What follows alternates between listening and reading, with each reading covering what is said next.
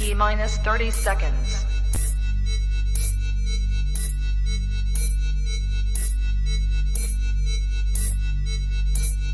T minus 20 seconds.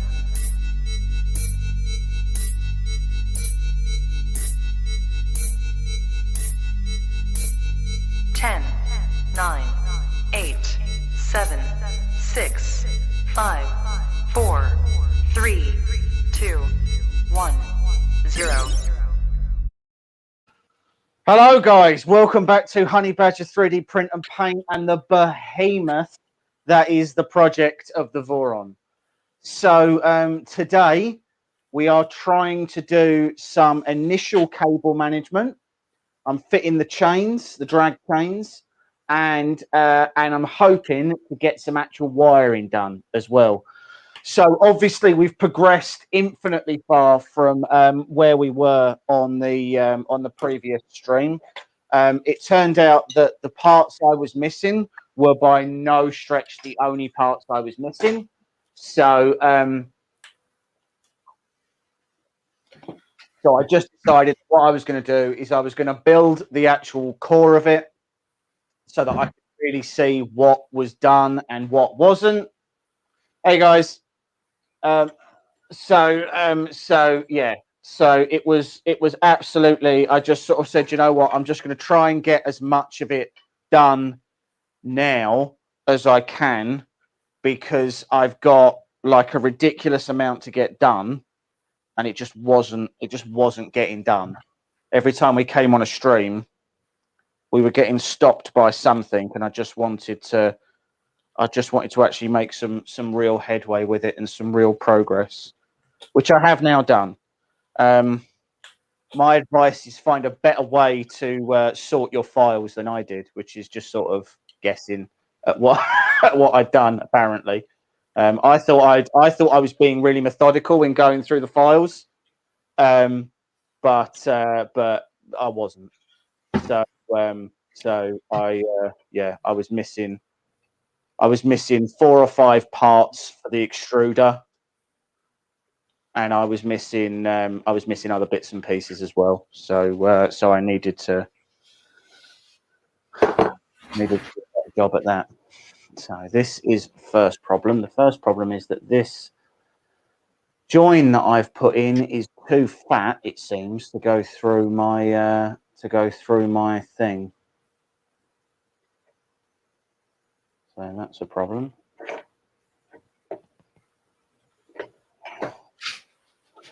So all I'm trying to do at the moment is literally figure out where I fit and how I fit these drag chains. But first issue that I came across with this, and a couple of things that I've needed to change. So the first issue was the SSR. So hold on. No, this one. There we go. So the SSR that this comes with is, hold on, let's see if we can zoom in a little bit. There we go. The SSR that this comes with is a 10 amp SSR. I was not happy with a 10 amp SSR. It's something that that Nero called out during the unboxing. So the one, hey Lupilo, so the one that I've changed it for is a 40 amp. Because I don't need that blowing, and it's like the only thing that's powering my bed. And yeah, I was also super dubious about whether or not this was a real Photec. From what I can tell and from what I can see, even the serial numbers and everything, this is genuine. Just that 10 amp, it's not enough for me, unfortunately. So yeah, so I changed that just to the second issue that I came across, and this one actually annoyed me. So the second issue I came across was assembling the tool head, right? So this tool head here is called the Afterburner. I was going by the instructions that I had for the 2.4 kit. I think there are more up-to-date instructions specifically for the Afterburner. I wasn't reading those. I was reading the ones that supposedly are for this machine. There is a radial fan like this, but a bit thicker. It's a I don't know. I think it's a 40-40-20 or something like that. Anyway, this radial fan, which I will show you, right? This is the blower fan that sits on the front. So it sits in this part up the top here. What they don't tell you in the instructions is that to fit this, you have to take the front cover of this off, so that all you're left with is the fan itself and the back piece that the PCB is attached to. They don't tell you that. So I spent genuinely ages trying to figure out why my fan wasn't fitting, why I was having to try and sand stuff out. There was a big gap on my extruder. And then eventually I was trying to cut something and the front of it literally just fell off. And I was like, oh, it still stays together and it still moves. So I tried it and it worked. But if I hadn't have broken the fan to start with, or what I thought was breaking the fan, then I would never have known that's how you do it. It doesn't say anything in the instructions about it. It's just, here's a fan, you figure it out. So, like, that was annoying. But other than that, the instructions have actually been, I think, really good. I think what I'm going to have to do to get this through, there's only one thing for it, which is to hold this, pull all of this out.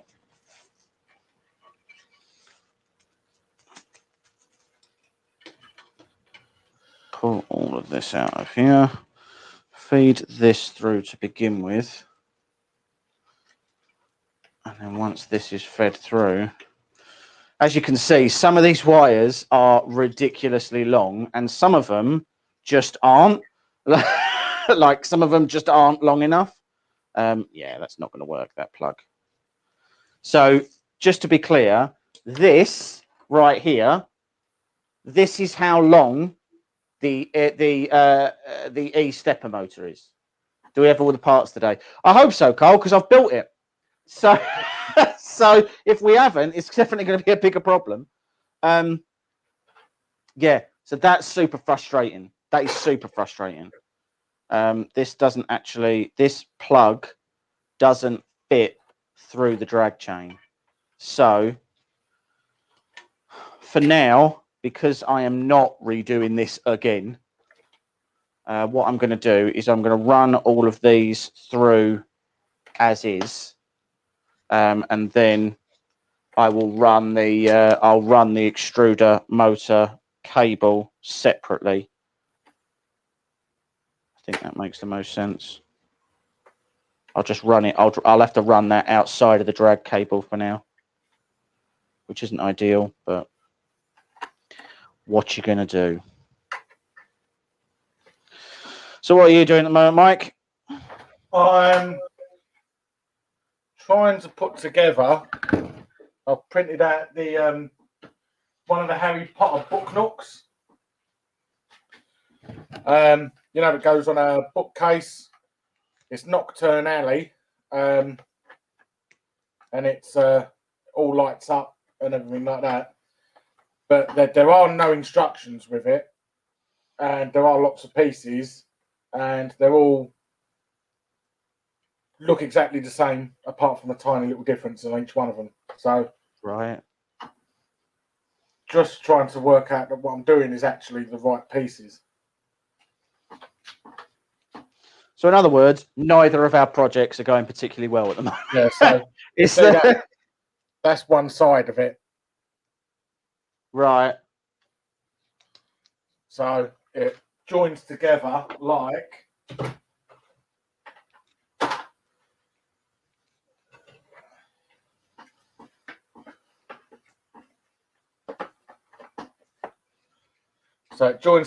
that,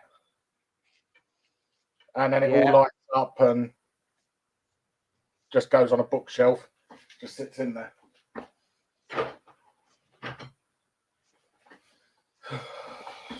But I'm bored of that already.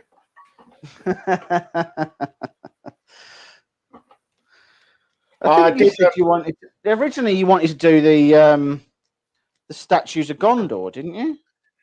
Yeah, but I couldn't find.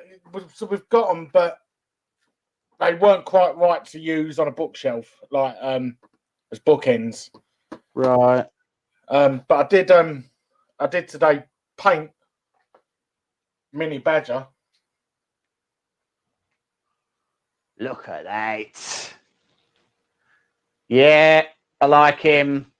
So he's actually got a roll of silk filament as well.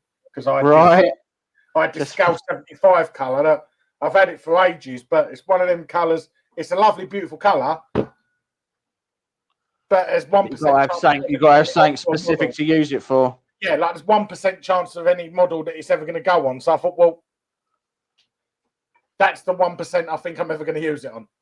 Right. Oh, come on. Don't say that plug doesn't fit as well. That's just rude. Especially now, I'm going to have a lot of time on my hands because I'm not going to be at work. So, yeah, so why don't you tell the ladies and gentlemen what you managed to do? I have got a bad knee. Understatement, but yeah. Yeah, understatement. I've injured it multiple times. I've torn my medial ligament, my cruciate ligament, my ACL ligament, and I've got no cartilage in it. So it's about as much use as a rusty hinge. And yesterday, funny enough, you've actually got as much ligament in your knee as a rusty hinge does. So yeah, pretty much. As I was walking down some steps yesterday, I didn't fall or anything like that. I was just walking down the steps, and my knee went. And I am now all strapped up and unable to walk, pretty much. Cripple. You're a cripple. That's what's the thing. Anyway, it's the word you've got to use, mate. You're a cripple. You're a cripple now. Yeah. Yeah. Yeah, it's knackered.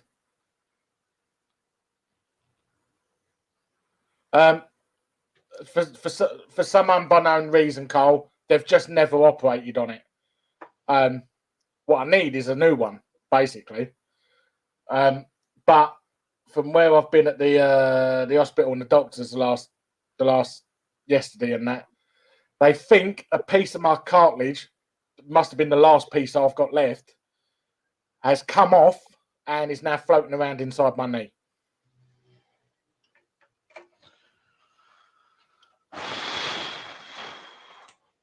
Which is fun. So I presume the only way they're going to get that out is by pulling it out. I don't know. One would imagine. I'm on the never-ending wait for an MRI scan. Yes. Yeah, they've been saying that for years, Cole. I'm too young for a new knee. And I'll begrudge paying for it myself. Well, yeah, because a new knee's like, what did you say it was? Like $8,000? I think it's more than that. I think it's like 12 grand. So it's not like... I wouldn't mind so much if I sort of fell over, rolled along the floor a bit and done my knee in, but I never. I was just walking normally down a couple of 5 steps. I was walking normally, then as I got to like step number 3, my knee stopped working. Brilliant. I mean, to be fair, as you say, your knee has been bad for a long time. Oh, best part of 20 years. Yeah. So it's like it's not a new condition by any stretch. Carl, I don't need any bigger boobs than I've already got.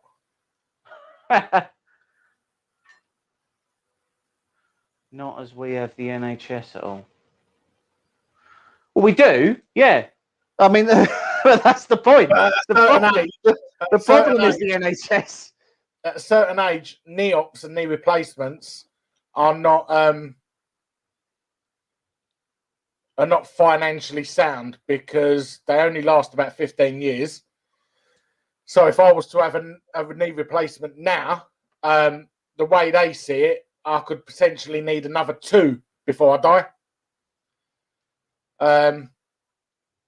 So they generally don't want to offer them to you until you're sort of like well into your 50s, because then they think worst ways you're only going to need 2. So to be clear, guys, we're not in any way disparaging the NHS. It is just a reality that whenever they do any of their procedures, ultimately there has to be a return on investment.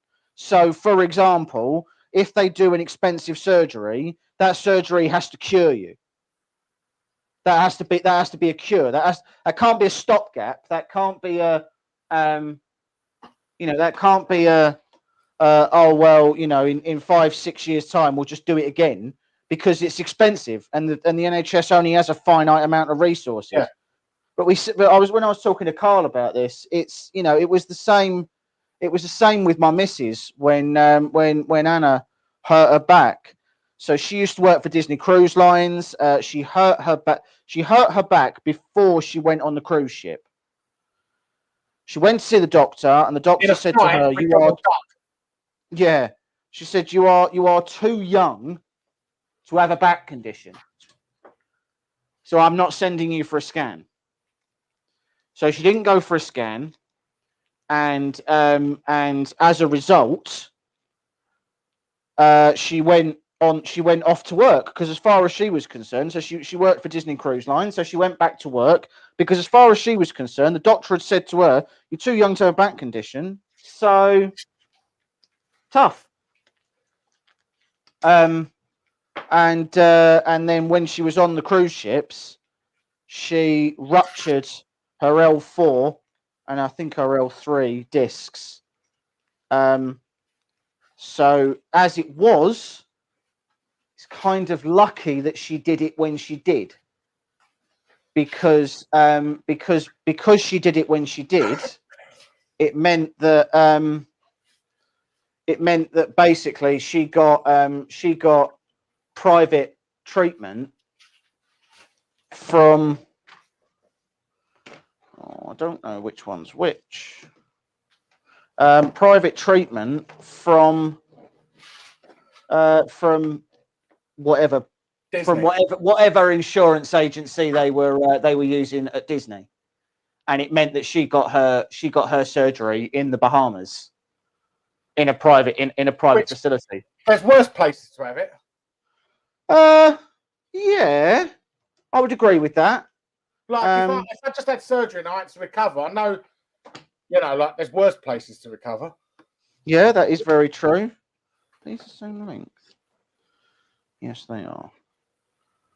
I don't understand. So that's obviously got to go on there. Sorry, I'm just trying to figure out how on earth you're supposed to attach this drag chain. One would imagine that it's got to go in the middle, because it can't go.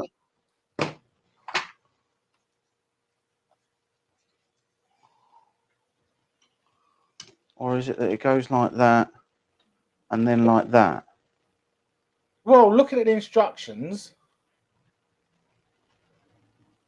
because it looks like that to me. But then if you do that, I don't see how you're. It's got to go so that when it's fixed to the tool head, it can go all the way across the bed. Which that one can, because that's not attached. This is on the x-axis, right? So that would mean that it could go all the way, in theory, to. No, it can't reach that far, so it can't be to that. Which means it needs to come. Looking at the pictures, it looks like it comes away on the x axis. But the problem is if you were to do it there and you move the x-axis along, by the time it gets, I mean, admittedly, that's the thing that it's catching on, but if you screwed that to this, then by the time it gets to there, which is not the edge of the bed, it doesn't. Oh, I hate this. Fixed an end of 3 today. Rather pee on a beach in the Bahamas, but otherwise sounds like a good place of treatment. So it was, and they did. She did get fantastic treatment. Like, I'm not debating that at all. But yeah, it was a lot. I think the fat one is too fat, and that's why it doesn't work. And I think I have to use one of these smaller ones, and then that would go on there. So that has to go up the back, which is a good thing that I took out that. It's a good thing I took out the clip, because there's absolutely no way that clip fits in there.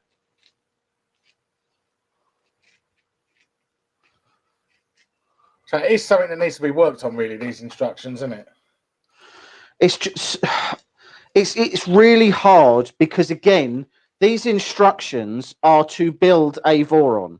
They are not necessarily to build a Voron according to how BluRolls has spec'd the kit, if that makes sense. Yeah. Because BluRolls could have decided, oh, actually, yeah, we're not, we're going to include a cable chain, for example, whereas it would appear on the original one. Oh, come on, there we go. Right. On the original one, there wasn't a cable chain. You printed the cable chain. It just took ages to print. You just printed like loads and loads of different sections. So to be fair, the instructions are for that. They're for you to print your cable chain. But even then, it's really not clear how exactly these are supposed to go together. Like, so I wear this coat. I've literally just took it off because although it helps your knee, it causes equal amounts of pain around the back of your knee after you've had it on all day. But I wear that. It's like all hinged and stuff like that.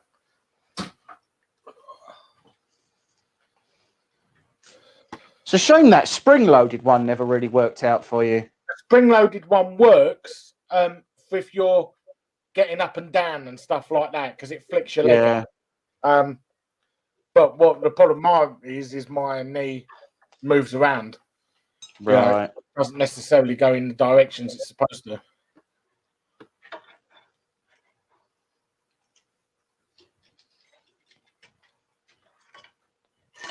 All right, let's try that then. So that goes over there. Sorry, guys. I'm sure this is making for some very compelling TV at the moment. Hold on. So that goes under there. And then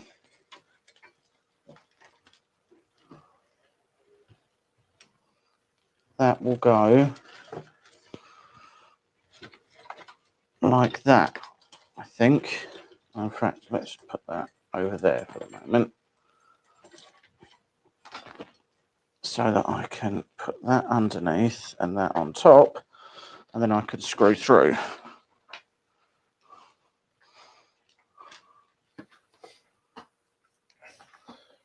Also, the challenge here is that my desk is quite considerably higher than than a normal desk, so I'm having to now use a little. I have to use my little step stool to get to the top light.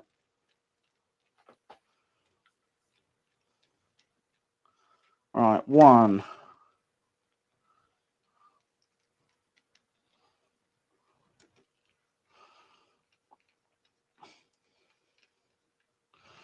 I'll say as well that, to be honest, when it came to building the tool head,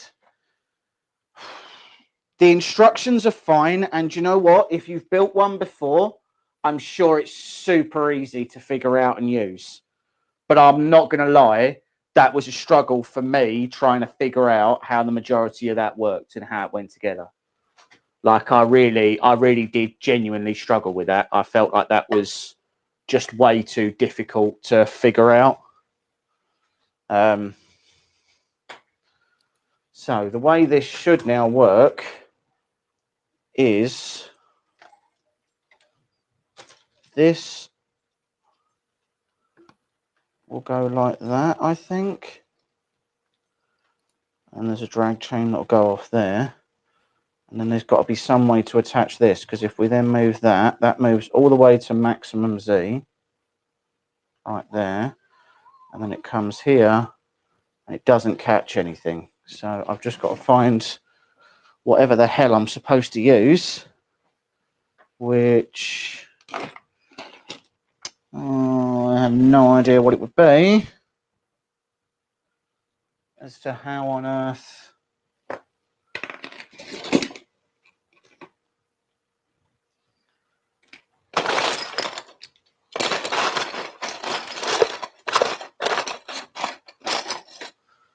There's still lots of parts left then. Well, so no, so those parts are all the And panel hopefully parts. hinges for the Yeah, they're all the side hinges stuff. and the side panel parts and all of that stuff. So no, there aren't. Although, yes, I appreciate it does look like there's an awful lot of parts left over. There aren't a lot of parts left over. Right, the only way I can see this working is we literally take one of these spring-loaded ones. We pop that in there, just like that. That goes down, and then we get one of these.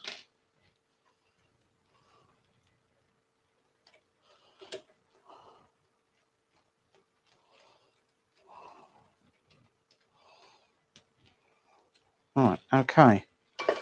So then, unfortunately, it does also mean that we're going to have to zip tie this to the outside of the chain, which is not beautiful, but it'll work, and it's just unfortunate. And again, this is my fault because of the types of plugs that I've used to extend my cables. I've extended them with sort of fairly secure JST connectors, and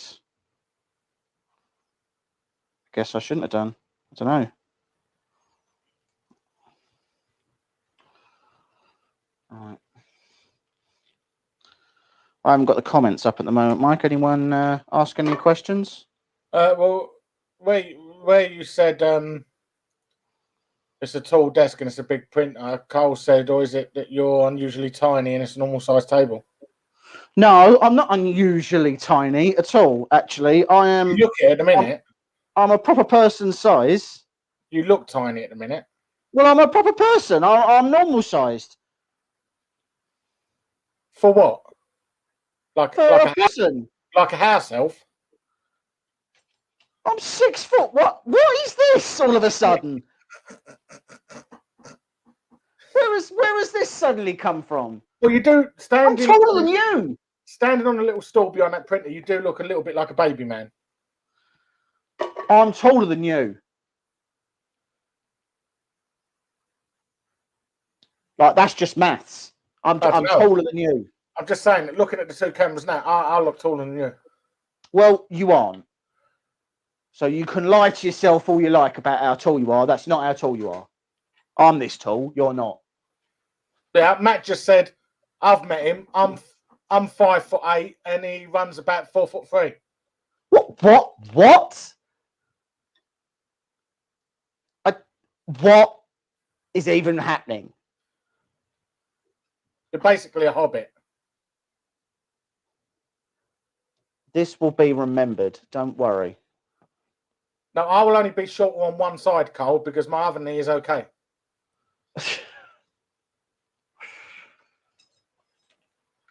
Right, so that, I guess, is... Right, so that moves all the way to X there, and I don't like that at all. Like, I don't like that.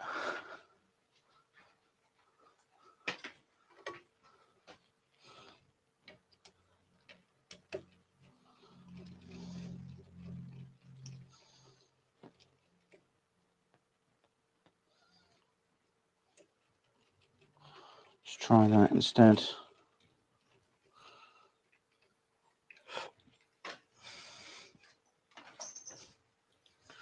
Right, so X max, fine.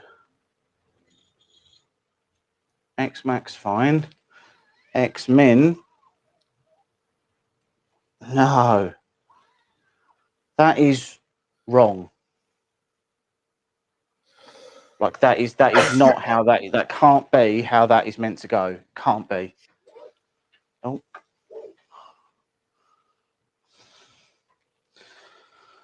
Of all the parts I thought were going to be difficult on this doesn't even rank top one. What's hitting? It's literally, this isn't how the drag chain's meant to be fitted. It can't be. So it's just crunch. It's Well, just what's it going to the minimum? Like what's literally the cable chain is. What, it's hitting it, or it's just not? Yeah. It's not hitting it. It's just the cable chain isn't bending enough to allow it to. It's still jumbling up all the wires. So I'm now wondering if instead of this cable chain sitting on the top of the extruder part, if it's actually meant to sit under. No, it can't sit underneath. No. On the instructions, it's on the top.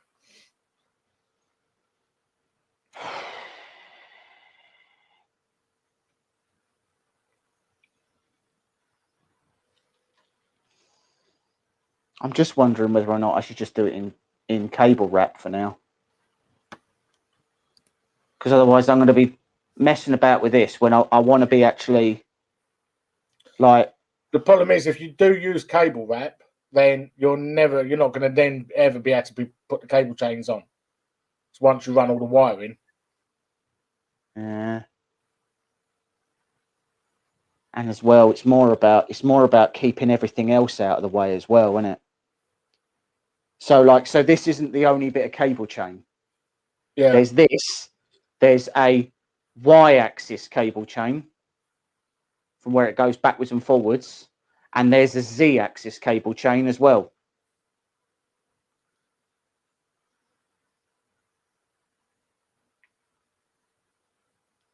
Are they all the same or are they different?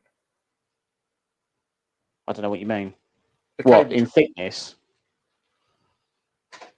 thickness and length.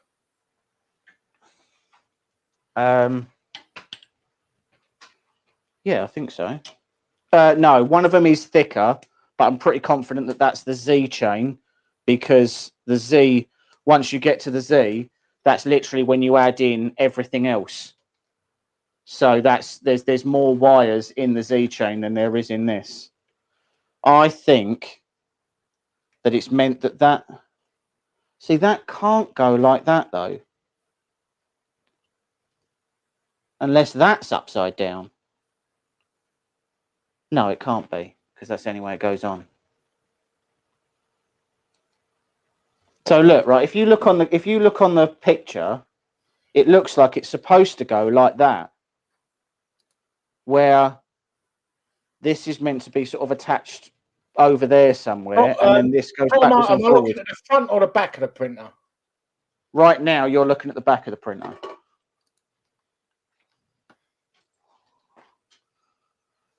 Right, well, one way or another, this is going to have to come out because this isn't right. So that's Yeah, definitely bends to the left.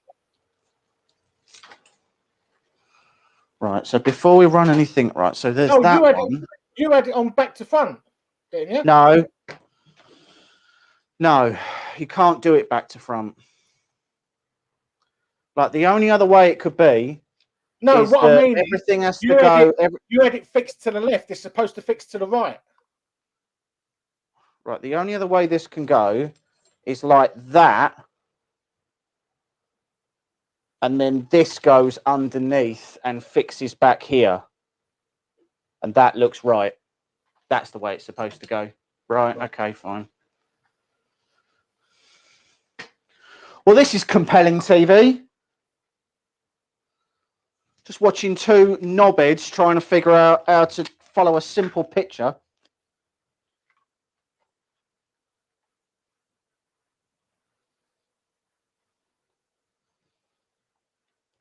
Up until now, I've genuinely quite enjoyed making this.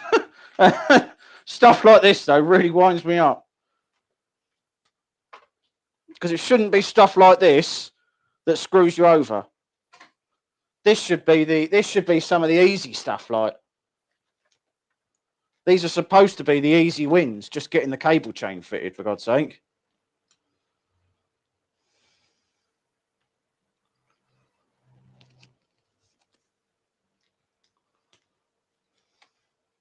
Well, yeah, we've been going like 34 minutes now. I don't think you've actually done anything yet, have you? Which is very annoying because what I've been doing for the last few days is actually smashing it. like I've been doing really well.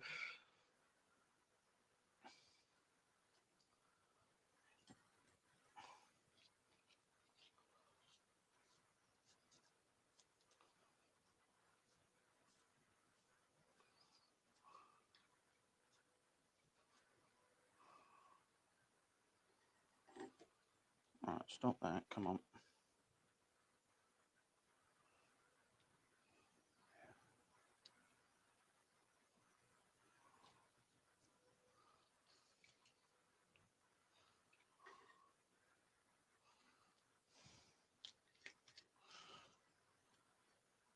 So how are you going to approach doing the Nocturne Alley thing? Like, are you going to try? Because I mean, Nocturne Alley is by definition pretty black and white, isn't it? It's pretty much black, I think. So is that what you're doing? You're just doing pretty much the whole thing black. You do a lot of it in black. The cobblestones I'll do sort of lighter. Some of the accents on the window frames and stuff like that, I'll put colour into. You got the signs hanging off the buildings, I'll put colour into. But then I think a lot of the colour is actually coming from the different colour LEDs you put in the windows. A lot of some of the windows, like some of the windows have got like these shelves with all the books on them. That slots in from the back. What? So you've got to paint all the books? Yeah, look. Blimey. All right. You've got the vanishing cabinet that goes in one of the windows. And then you've got a lot of like shelves and stuff like that go behind the windows. But I'll use a few different colour LEDs. I think I'm going to use greens and blues and like natural and, you know, put a load of different colours into it. Fair enough. You all right, Paul? Hello, Paul.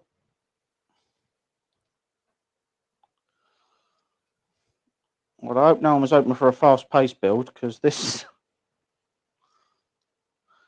melting my head already.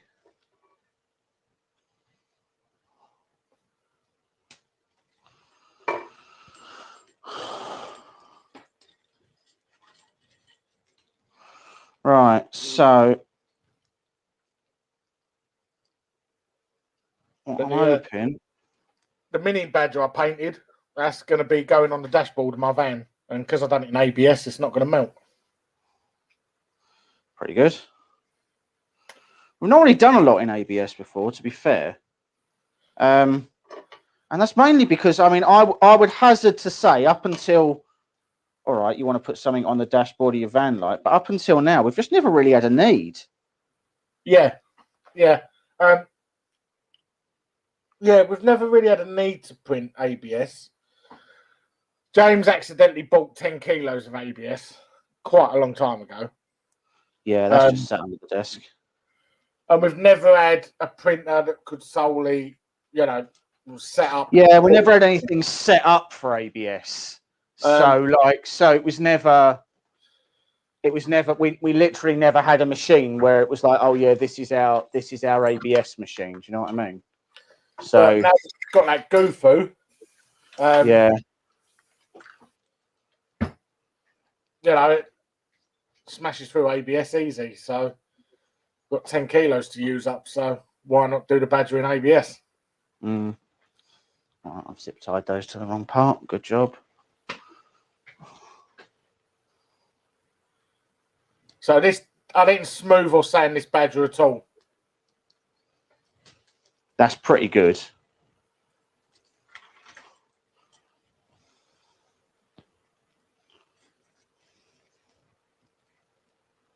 I've got to say, I didn't notice the smell, to be honest.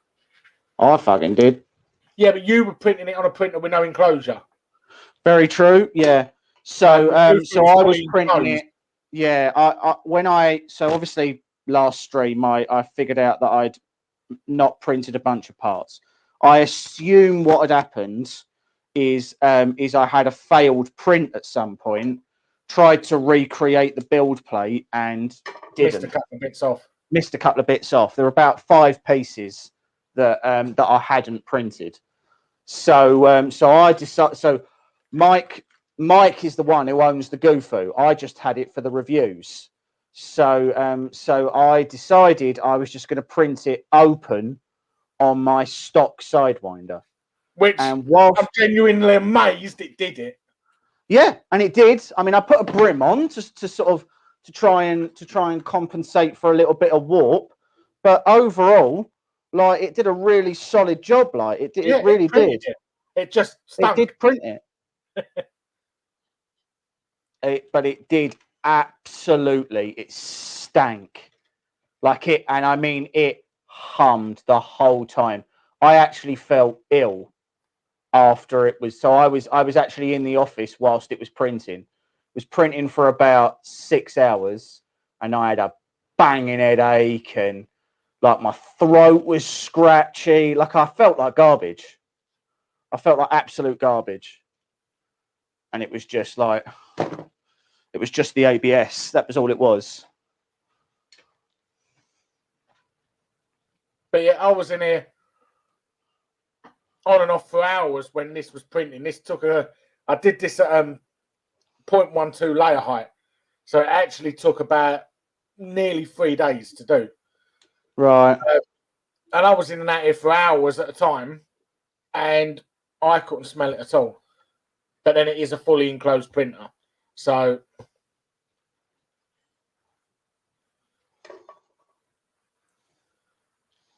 Right. Not the most beautiful solutions, I will agree. But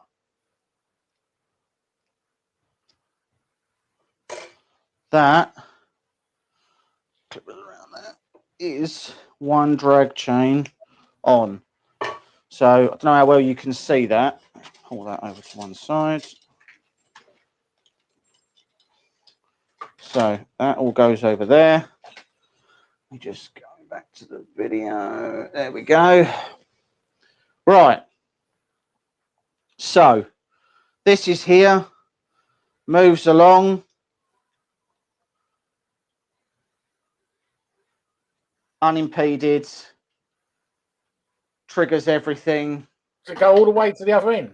All the way to the other ends. That's hit the max. It won't print that far because that's literally hit the end of the rail. Yeah. But yeah, that is there. So that's one. Oh, God. So then we've got the Y-axis one. So the Y-axis one should be the one that goes. Take that out for a moment.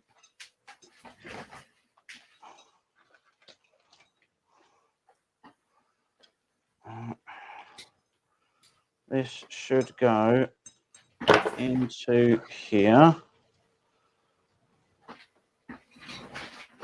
And then that will go there.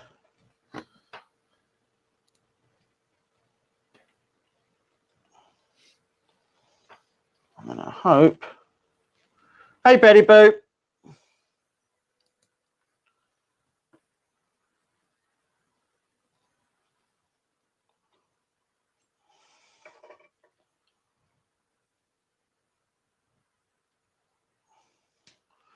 Right, so. Well, that's not bad. That was 44 minutes. For a drag chain. Come on. Right, so now, God help me, I've got to try and figure out how this one goes on. So. Right, so the implication is that it's got to go that way because that's the way that those are orientated. That doesn't sound like the right thing. So what page are we on now? 77. Oh, God. Yeah, I think so. Right, so this has to go Same again. on there. Right, on there, and then it goes underneath. So that's fine. So I can already see one of the wires I'm going to have to extend, so that makes me very sad.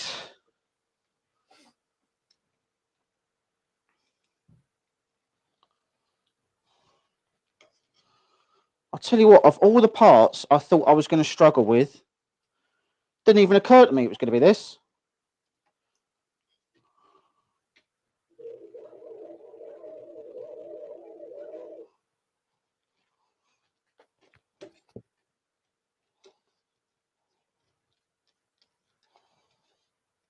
All right, so that, yeah, this goes in here.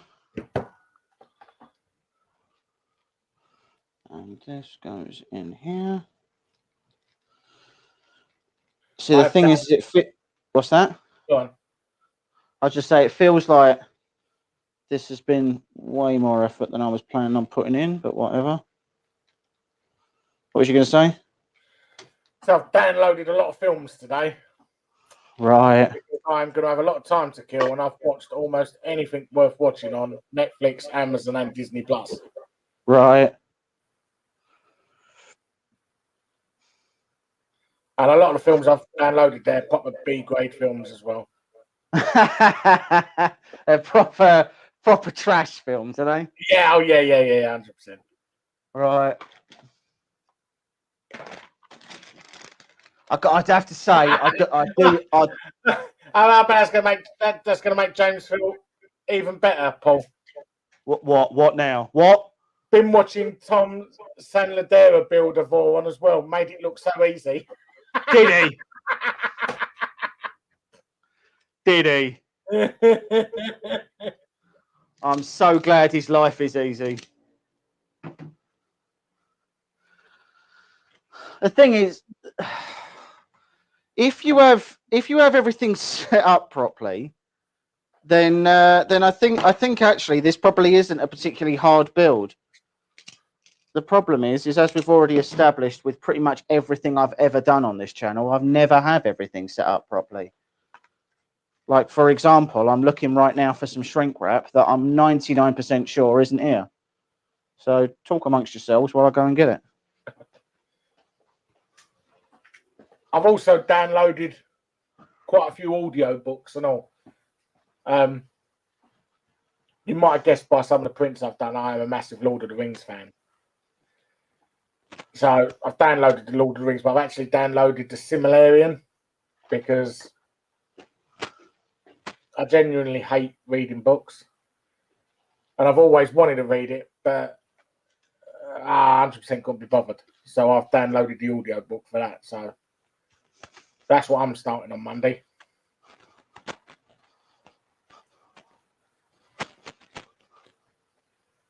That'll be while I'm painting the Harry Potter. And I've actually got some Lord of the Rings stuff here to paint as well. I've printed out Gimli's helmet. I've got most of Gimli's. Yeah, why don't you show everyone Gimli's helmet? Because I'm ashamed. Because don't show everyone. I want you to show everyone the helmet that you're sort of showcasing. Is this I the think same it'll make helmet? a really good. No, I think it'll make a really good learning experience for everybody. Is this the same helmet that you measured and sized for me? It's the same helmet that you asked me to attempt to size for you. Yes, it is. Yes. So we could say that attempt never went completely according to plan. Well, no, I did size it. Oh yeah, you did size it. I'm not arguing that you sized it. You got a size out of it. One could argue that the size is not 100% correct. And just before I show you this helmet, it weighs over 4 kilos. So not only it's a heavy helmet, I'll give you that. It is a heavy helmet, yeah. I'll probably have a bad neck as well if I attempt to wear this for any longer than, say, maybe 2 minutes. I look like the geezer off of Spaceballs. I'll tell you what, you're proper ungrateful, you are. Well, it's Do large. you a favour, and this is my thanks. It's large. I need to Oh, it's helmet sized, I'll give you that. I need to add a substantial amount of padding to that, which, you know, just make it a little bit heavier as well. Now, you see, what you got to remember... I put it on my table and the desk flipped up. Dwarves have very big heads. They're known for it. Well, they do have a lot of air. Exactly. And what do they need for air? Helmets. Well, I'll tell you what I will look like wearing that, an helmet. So it's exactly as it should look then. Yeah, but not the right kind. Oh, well, that's not my problem. You're going to go around having different types of helmets, mate. That's your problem. I swear to God, there's not a single part of this that is long enough. Like, I'm going to have to do joins for everything, except for maybe the extruder cables.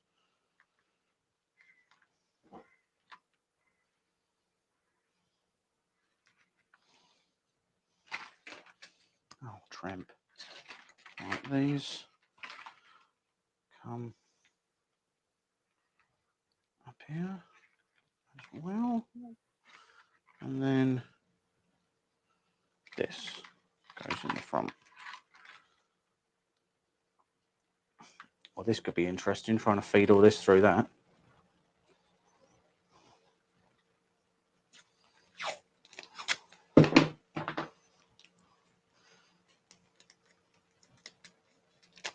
Did Thomas do everything on camera out of interest? Or did he have? Did he Blue Peter it and be like, "Here's one I prepared earlier," and just pull a completed Voron out of his arse? Well, to be fair, that's what you did, but you decided to start the stream on a bit that you found incredibly difficult. This was very difficult, yes. Oh no, it doesn't fit. Oh no. Come on. Yeah, he did it live. Did what? Oh, he did the whole thing live, did he? Yeah, in 2 hours. Well, what? Sorry, he built the whole thing in 2 hours? Yeah. That is not possible. I'd just like to say the shock on your face was amazing. There's no way he did that. No, absolutely not. I'm not having that.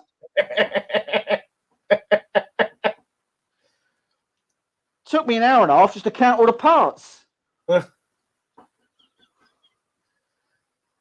Oh, 2 hours and 4 minutes. No, I'm not having that. No. And some of that time was putting on a calibration cube as well. Right.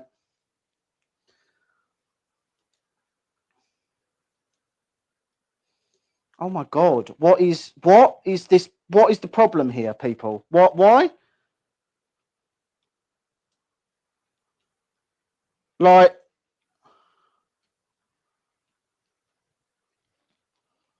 I can't even get the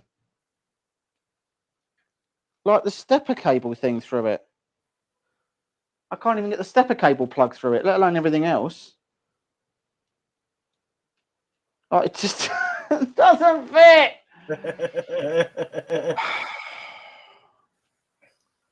I'm sweating. That's what's happening.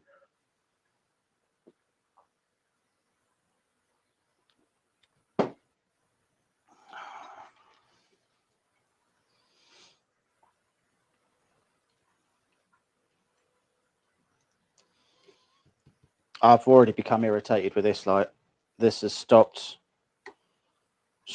being in. Right, okay, that's not going through. My Everything else ain't working either. Your painkillers aren't working? No. I need some tramadol, but I haven't got any left. If anyone knows of any black market tramadol. Oh yeah, that won't get the stream shut down. Cool.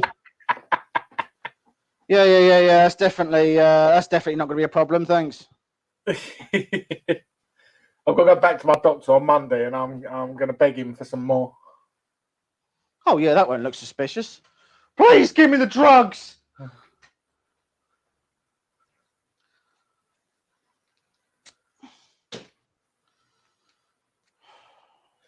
No, I like tramadol with 2 cocodamol as kickers. You put 2 days of them in your system, and you don't feel anything, let alone pain.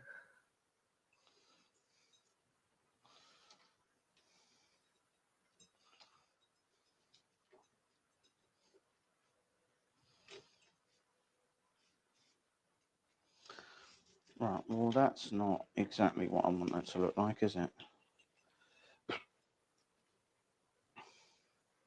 Oh, and this has come out.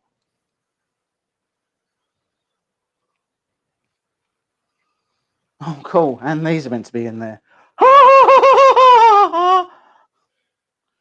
I've never heard of them, Cole. Pragbellin. Got Pregabalin. Pregabalin? Carl's on the fancy stuff, obviously.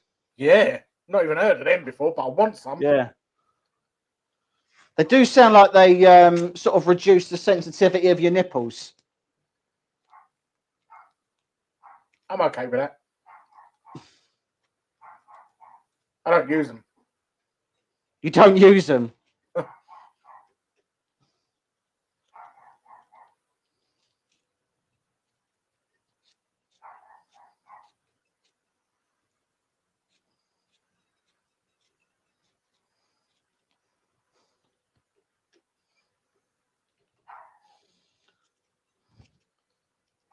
That's some serious bunching of wires, that, isn't it?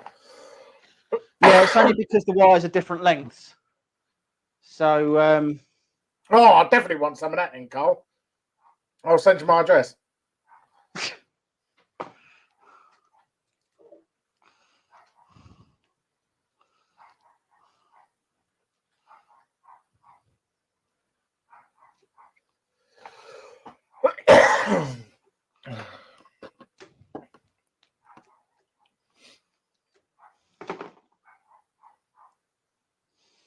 come on.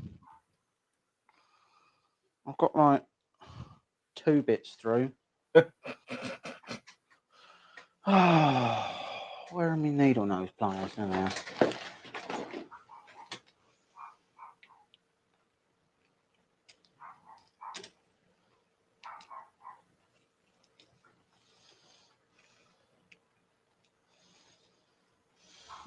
Oh, this is annoying now. I mean, it's been annoying for a while, but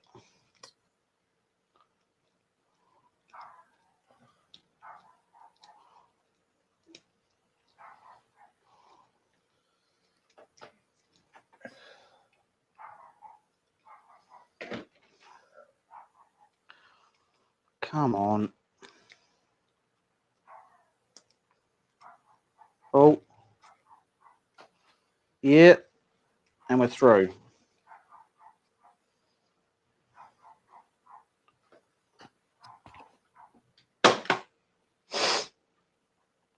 I hate my life because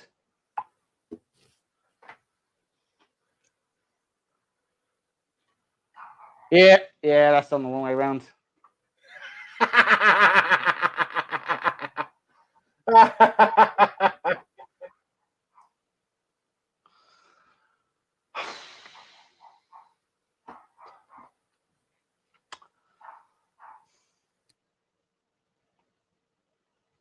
Oh, that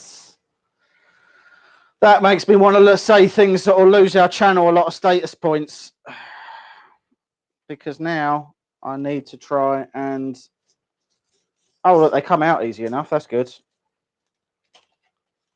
So the way this is supposed to go is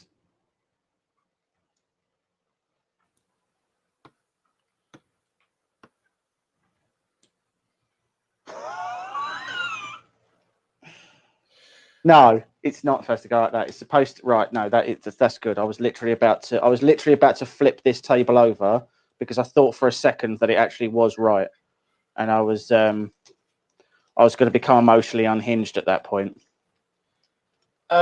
Carl, I haven't actually used the Iono Pet G. I've only used their PLA or their PLA Plus.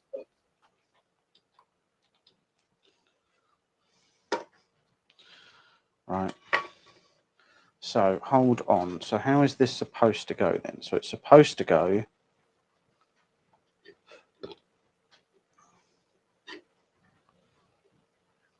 like that. So it goes there and then it pulls forwards. But that stays like that.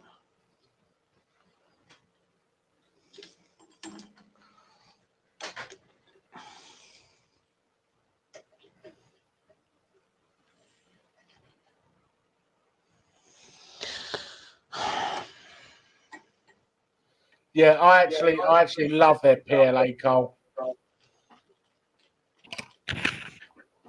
It's come out the things you've done with it. They've come out really nice, I have to say.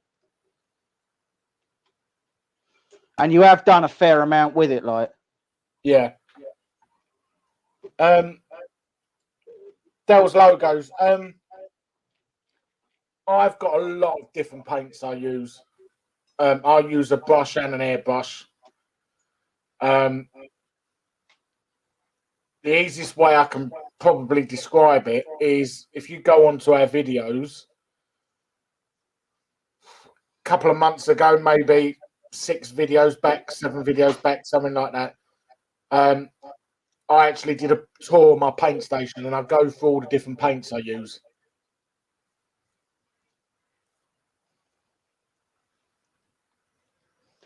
We have some brands that we do try to stick with. So like Scale 75, Vallejo. I think you still basic, like Citadel paints, don't you? So I've got a lot of Citadel paints. I've got a good few hundred. I decanted all mine into dropper bottles. Only for the main reason is when they were in the pots, they took up so much room to store. I just didn't always use them. Now I've put them all in dropper bottles. I've got them on racks on my paint desk, and I use them more because I can see them. Vallejo, I think, as an all-round paint, you could have just Vallejos and you'll be happy.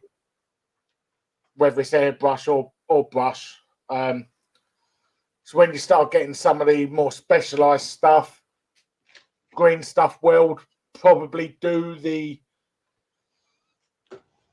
best sort of specialised paints, I'd say, and they come out with new paints, new ways all the time. Like on the Mammoth I did recently, I used their liquid frost paint, which basically just goes on like a white milk and turns into crystals. It's amazing.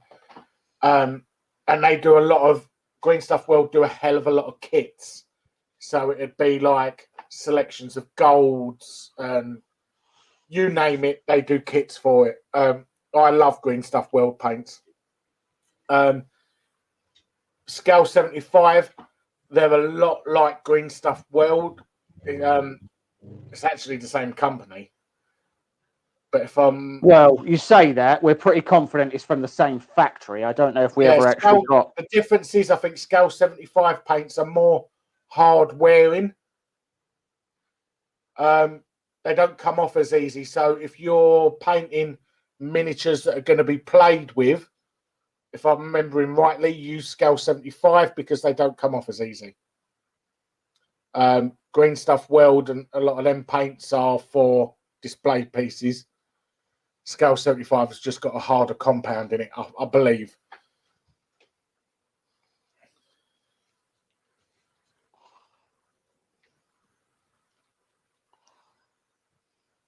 So airbrushes,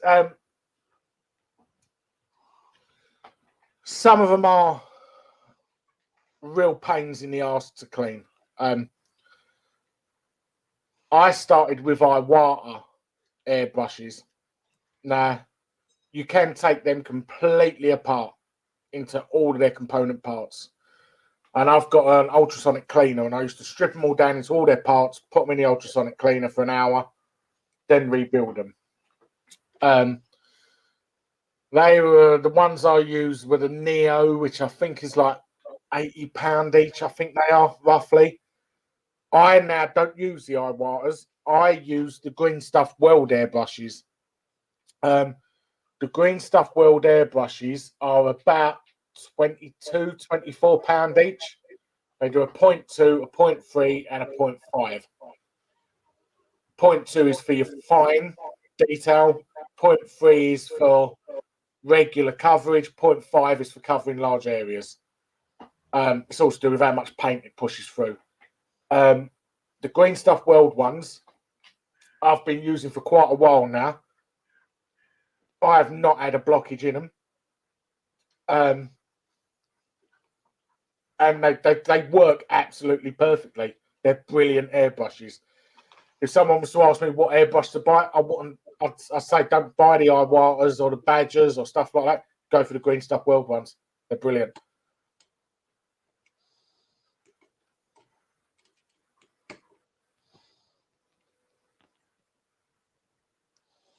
So, a starter kit. I wouldn't bother getting a starter kit so much. Buy yourself a decent compressor, which I think runs about, I think they run about £90, £100 off Amazon. You need to have the, what is it? Is it the condensation filter or something on it in it? Moisture filter. Moisture filter. You'll see it's like a little clear tube. Just you want that so that you're not putting excess moisture through. Get yourself on Amazon. There's loads of them. They're about £90, £100. With that, you'll get just the cable. If you go onto Green Stuff World does take about 2 weeks to get to the UK because it comes from Spain. Get yourself a 0.3 airbrush because you've got the best of both worlds there. And Green Stuff World also do the airbrush cables to connect to your compressor. And grab yourself a quick change. Quick change for the airbrush. They're about £3, I think. Well, yeah, you only need a quick change if you're buying multiple airbrushes, surely. But chances are, once you start airbrushing, for how much Green Stuff World airbrushes are, you're talking like £22 something. Yeah.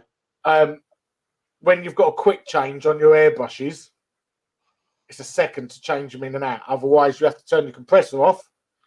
You have to drain all the air out of it, swap your airbrush over, then refill your compressor. With a quick change, you just do it in 1 second. You don't have to degas it or anything like that.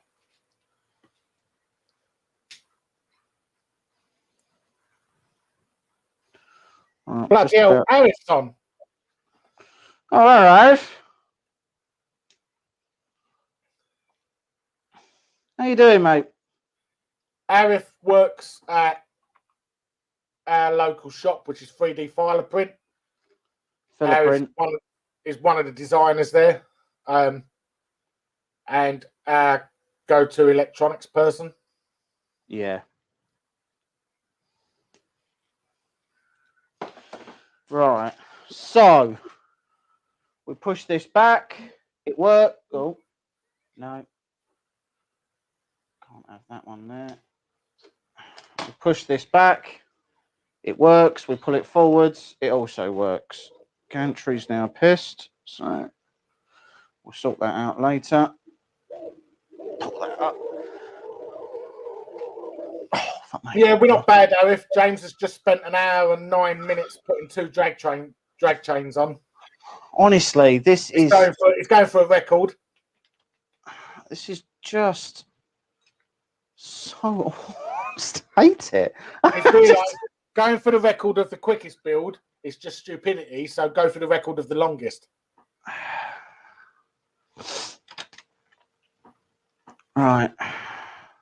So God help me, we've got one more cable that we need to do, which is the Z cable, which I guess I should look at.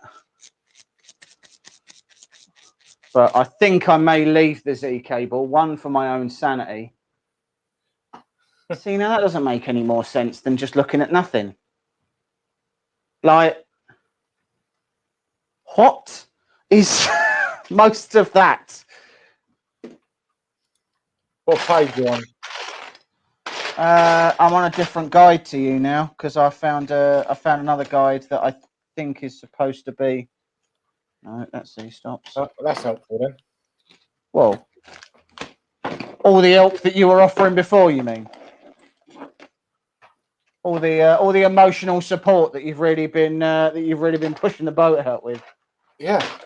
Right. Okay. I'm not going to do this Z drag train, and we're not going to wire up the rest of the X carriage today. We're going to just go underneath, and we're going to get some of the stuff that we can get done, because this is supposed to be a wiring stream, and so far I haven't actually done any wiring. So let's move everything out of the way of the front of this so I can move it over. I didn't realise Arif and Cole knew each other. Do they? Well, Arif seems to know Cole. Okay.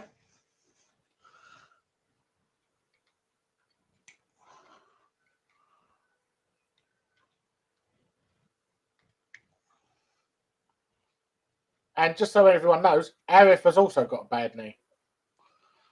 Arif's got a bad everything. That's not very nice, is it? I don't know that I don't think there's a part of Arif that doesn't hurt when he sits He's down. finally come onto one of our streams and you've abused him. Yeah. Sort of explains why he's not come on before now, I suppose. Yeah, sort of explains why he probably won't be on again. Right, okay. Pitch this over. So one thing you have to be really careful of when you're moving this over is not to grab it by the belts. So these four corners have got belts on. If you grab it there, you'll probably end up ripping the Z idlers off. So don't do that. Right, let's go back to here. And as you can see, we have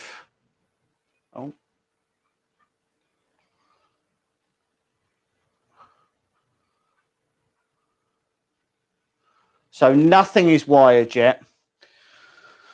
So we have put on the thermal fuse for the bed. So that's, do you think this? You all know me too. Mine C Tech. Okay. Right. So on to this part. So we've got fans and this is all the bed stuff and things. I've laid out some pads around the building closure. These should help me do at least a little bit of cable tidying. I need to now pull up the guide because I do need to know whether or not. Right, that was cable chains. Right, so first things first, let's get the main plug wired up. So I am not going to be using the original wires that came with the kit, and the main reason for that is that I don't mind using those wires when you're doing a 24-volt rail, but when I'm doing this part is literally the mains power. So I'm not going to be using the original parts that came with it. I'm going to be using actual cable that came with my ceiling lights, so that I know it's as safe as it can be.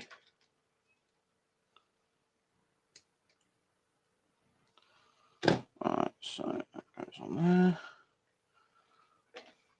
Arif's come on the stream, and he's like some sort of minor celebrity. What? Everybody knows Arif.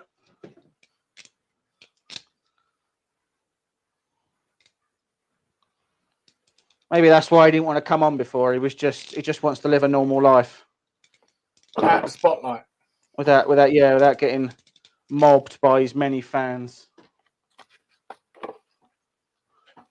Right, so that is our earth. Then we have blue for neutral. I'm also using, at this point anyway, I'm using European color coding. So I'll be using the blue for my neutral and the brown for my live. That's how it is in the UK. Although I appreciate in most of the US that you still use black and red. I don't really know why we changed it. Oh. Because we're special. Well, there is that, yeah.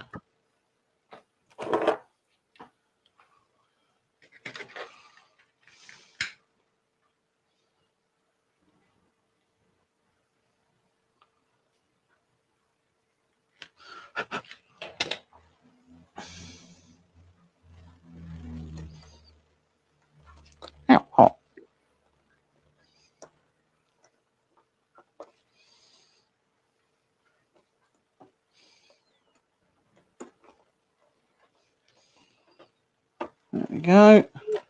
No.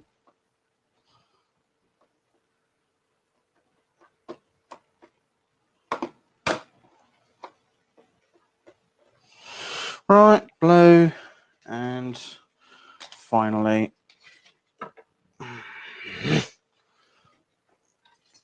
brown. So we need a short connection to begin with, because the short connection is going to be going to the switch.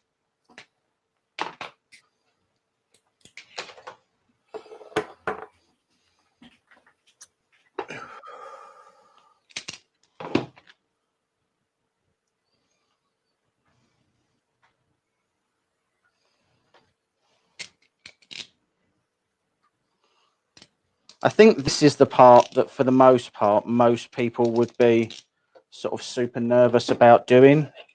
Like when you have to start doing your own crimping and doing your own soldering and stuff like that. I think that's the part where... Just to be fair, you didn't do your own soldering. You took it to Arif and he did it. Oh, that was for the ADL. Yeah. So, so we're doing... yeah, so we're using input shaper. So we're getting one of the... we've got one of the accelerometers that you use for clipper. And my soldering is not up to snuff at all.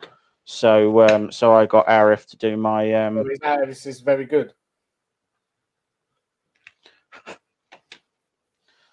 Yeah, because Arif's is fantastic. That's why. Arif, the only reason I'm on this stream is to shame him at different parts during it. I serve no purpose.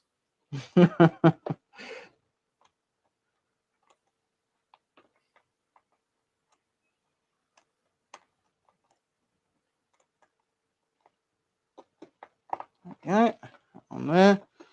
The way they do use that that sort of conduit on there, it does look nice and tidy underneath, doesn't it? The way they've used what? Sorry, the DIN rails. Yeah. Yeah, so it's not conduit. They're DIN rails. So they're what you'd normally use for like server racking. Yeah, it does make it easier. And they've done little so there's connectors on that. There's like sprint. So like this is a bracket for the solid state relay, and it just means that you can literally clamp stuff on and clamp stuff off. And the brackets for everything else, for all of this stuff, is actually 3D printed. So I was quite impressed by that.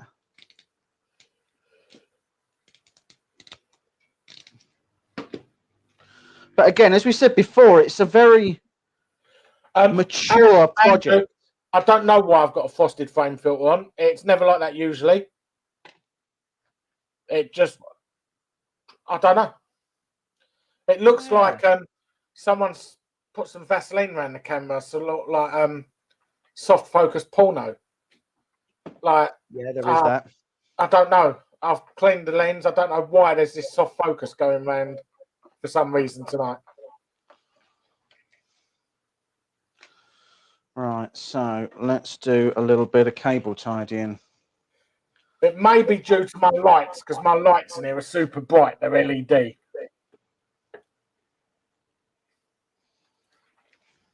No, it's exactly the same.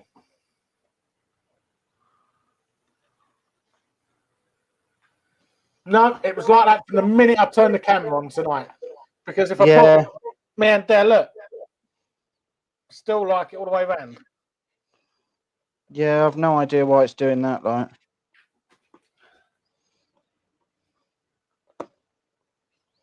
Ah, there you go. What was that? Oh, so you got rid of it? Yeah, I know. That was white balance. I just switched the thingy wheel one click. Oh, okay. Sorry, your camera has a porn setting. It must be, yeah. Yeah, soft focus porn setting. Yum. Remind me never to touch your camera ever again. I'd advise you not to touch a lot of stuff in here, because anything I really like, you know what you do with it. Yeah, yeah.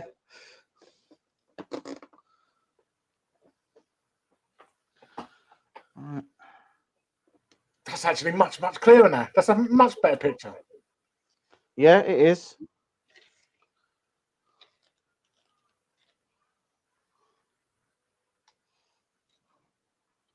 I love that it took someone had to bring it up for you to do anything about it. Like, No, I was watching earlier on. White was like soft focus around it, and I was like, I don't know what that's all about.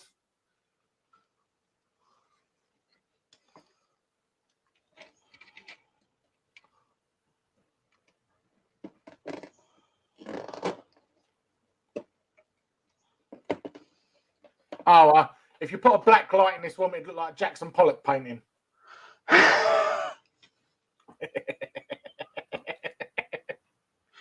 And that goes for every room in my house.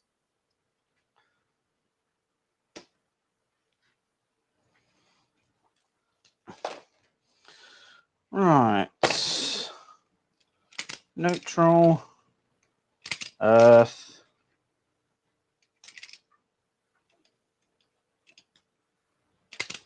Live.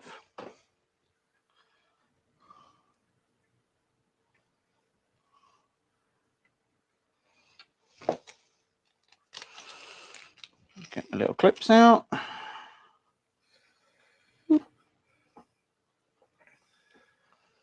can't actually wait to see this printer print because I think it's going to be unbelievably good. I can't wait because I'm very excited about not having to do it anymore. Like, Yeah, I'm looking forward to waking up in the morning and not thinking about it. That is my Iron Man hand lamp. It's not plugged in at the minute. But Arif actually did the wiring on that for me because it's got a it's got Bluetooth in it and everything. You can play your music through your phone on it. It's amazing. You can actually talk on the phone through it as well. It's great. The feature that everybody asked for. Being able to talk into an Iron Man. Arif just put that in. Yeah. I was like, I want it to light up. He was like, oh, do you want sounds on it? I went, yeah, if you want. And then I can connect my phone to it and talk on it.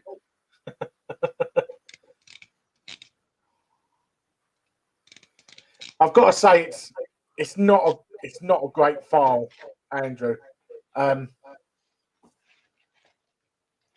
Badly made file. It's a real dick to print.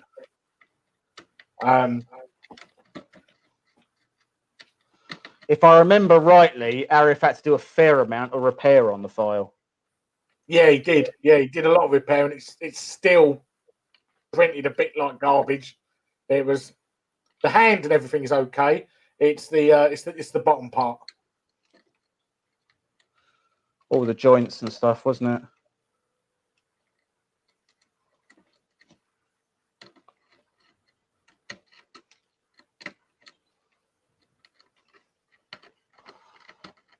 Right.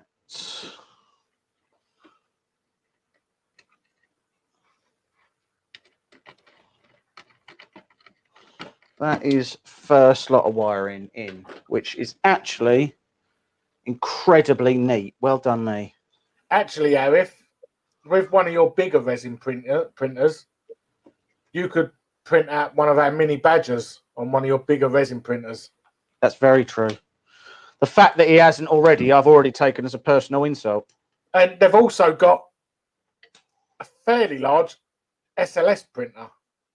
Which, yes, that's true, yeah. Arif, do something with that printer because you've not even used it yet, and it's been there like a year and a half. A year. So I don't know if anyone's been following SLS printers, but like, so the printer that Filament have got is the Lisa, and it's hailed as the first desktop SLS printer. Now, I mean, your desk would have to be reinforced for this to work. But when you say desk, what they really mean is floor. Yeah. Like if your desk is the floor, then that's perfect for this printer. Yeah. It's a very, very large printer. And it's not even like it's got a particularly massive build volume. But the Lisa for SLS is pretty stunning. Like, it's a pretty cool machine. It's on Thingiverse, Arif.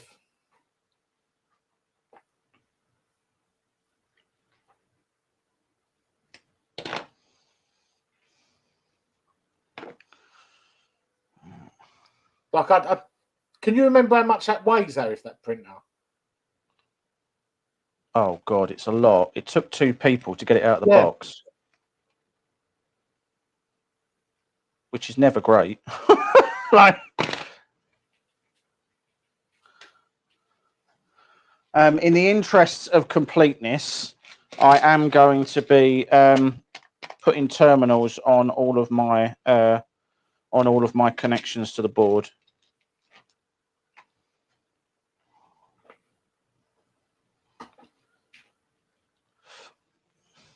No. You need to get that printer running as well, Arif, because we really want to come and do a review on that printer. Yes, that's true. Yeah.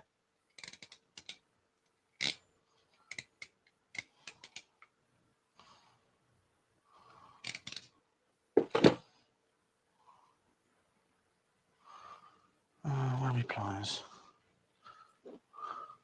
If I can remember rightly, weren't it about 150 kilo? It was something crazy. I remember that.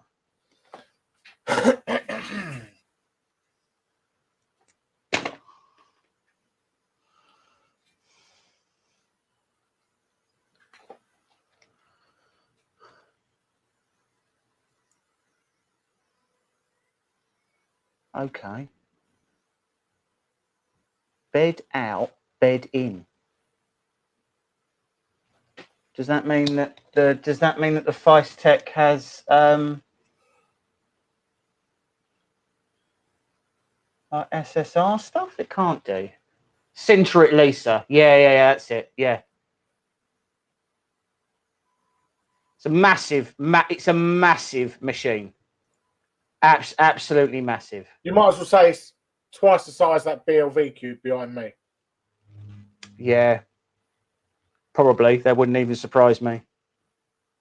Oh, it's 90 kilo for the printer only. Good Lord. Right, so hold on. So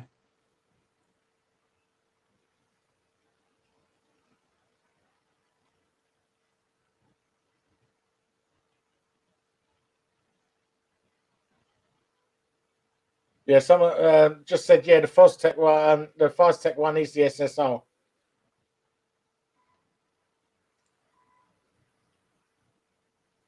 yeah, sorry. No, I know that. So it's I've got the Feistek Spider board, and the Feistek Spider board. So bed in, bed out. Then the other side is the switching parts. Okay.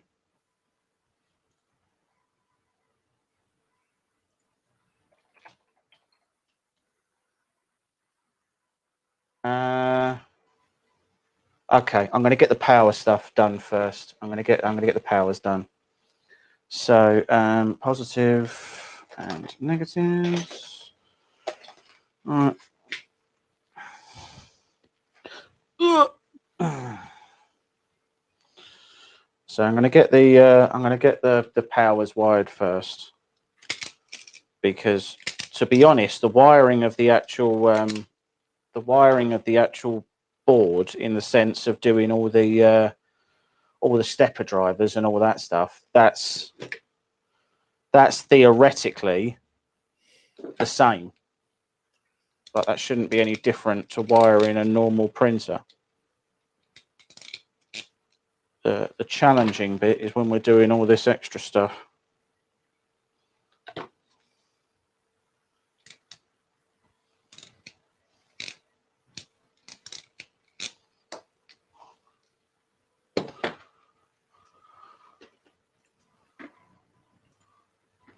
You shouldn't need the bed power output from the motherboard if you're using the SSR to switch the bed power. I assume the SSR is for the main heated bed. Yes, sorry, the SSR is, yeah. Yeah, so the way I've always, so again, you'll have to forgive me because it's been a while since I've done one, but the way I've always wired an SSR is out of the top, which is the, no, sorry, out of the bottom, you have one cable going to the mains and one to the Mindtech. It will not require the signal to turn on off via motherboard signal. Okay, we're saying a lot of things now, people. So I'm just going to carry on doing something that has nothing to do with that bit. Right. Positive and negative. Positive is brown.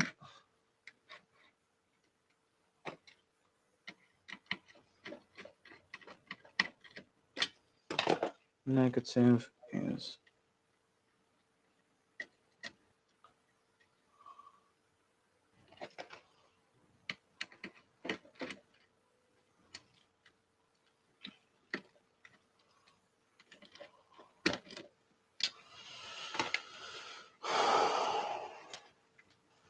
and then we're going to go behind there.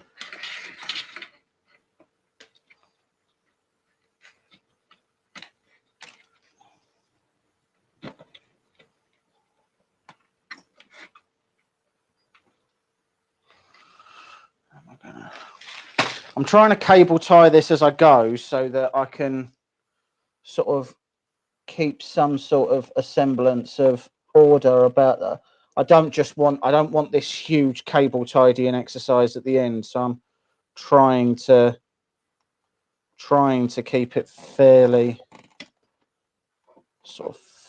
tidy as I'm starting. Which at the moment seems to be working, but we've got a lot more wires to add yet, so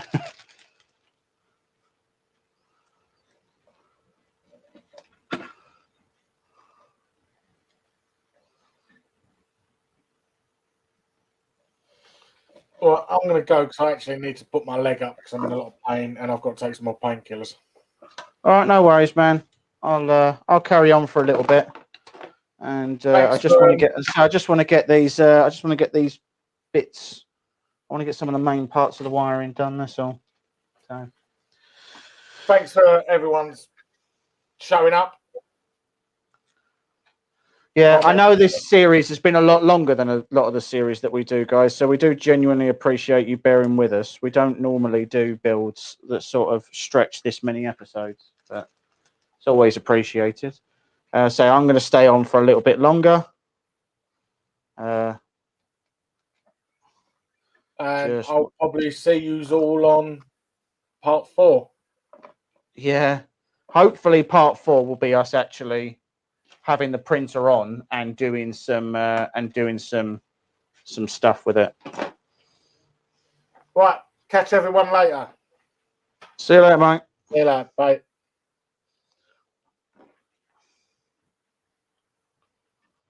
Right.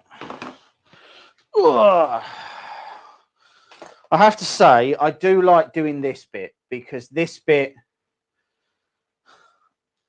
is sort of, you're not left with wires all in the wrong lengths and everything else. You can run things a little easier, and you can you have a bit more control over things, and I like that.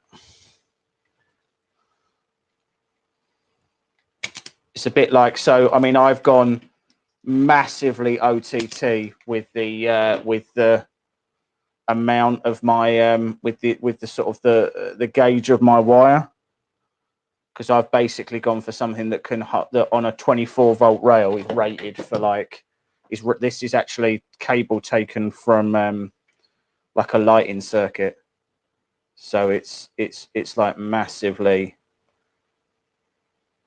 more heavy duty than it needs to be, but I like that.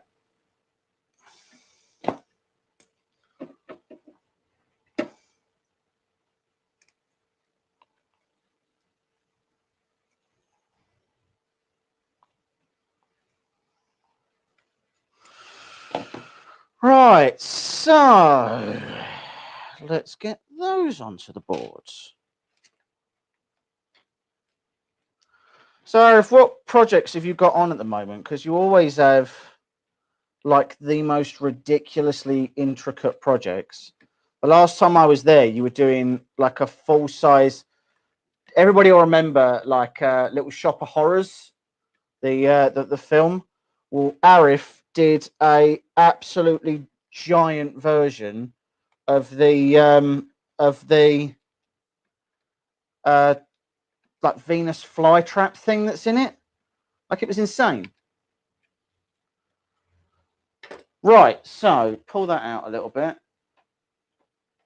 and you can see where I'm at. So this switch is wired up. The thermal fuse for the bed is added.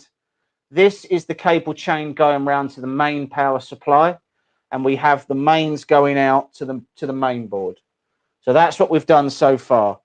What I really want to get done next is I want to get the SSR and the bed done. So I now have to try and remember how the hell you're supposed to. So let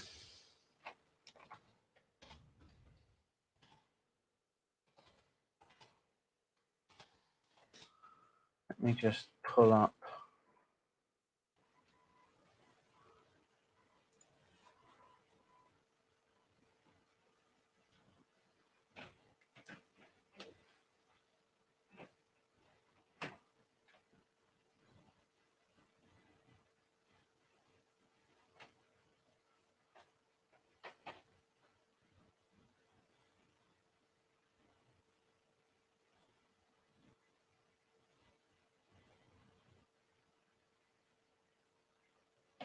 Right, that doesn't make any sense to me. So,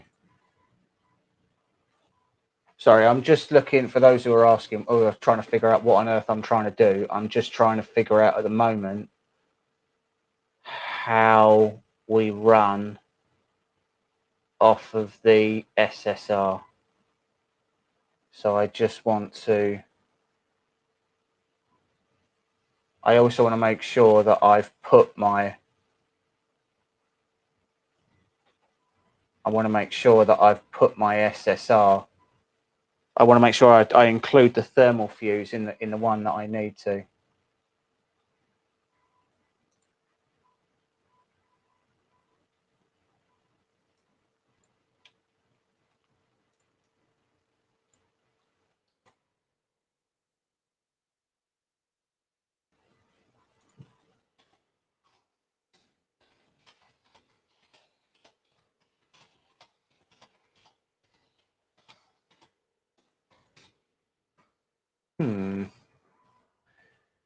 If you're following Loki, working as a weekend project to me. Oh, TVA datapad. That's cool. Audrey 2 needed a paint job on the electronic. Nice. So,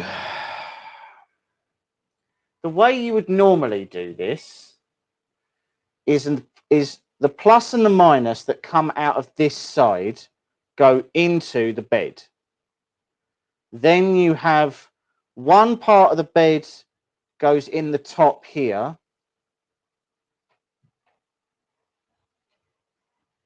And this part of the bed goes into negative on the mains. And then there's a then the positive comes out and goes back into this.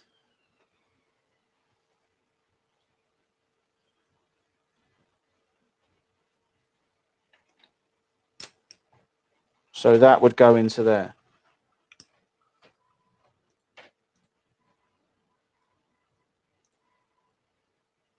Right. I believe in myself. Let's go for it.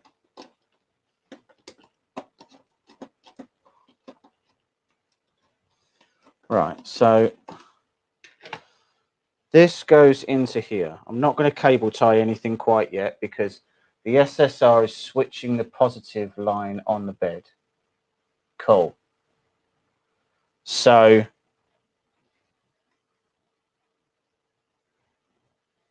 this goes in. So positive is mains in, bed out, then a signal line on the other side.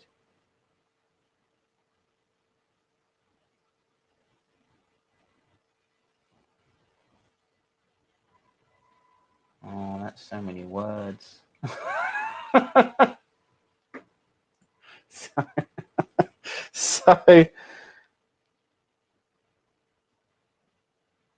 So we have a positive and a negative that comes off of the SSR, right?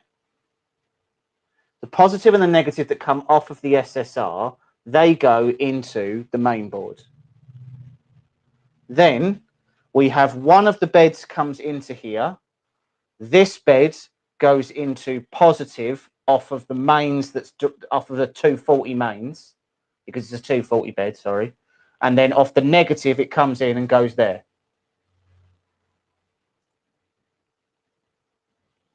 Positive, negative to the motherboard, yeah. One live wire from the motherboard.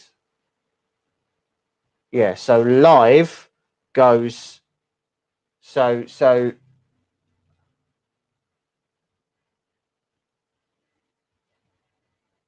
one live wire from the motherboard.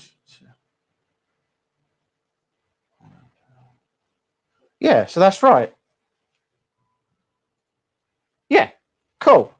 So, right, okay, fine. I knew that. I knew it was right. I don't know why everyone was so fussy about whether or not it was right. We knew it was right. We knew it was right the whole time.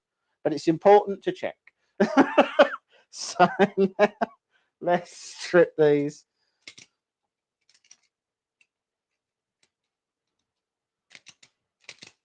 Cool. Right, okay. Right, so that goes in there. And boop. And this goes on there. Boop.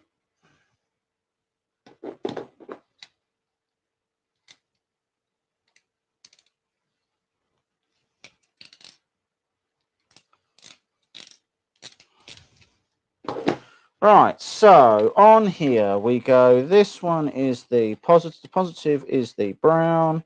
These are going into the main board. So this goes into here, just like that. And this goes into here, just like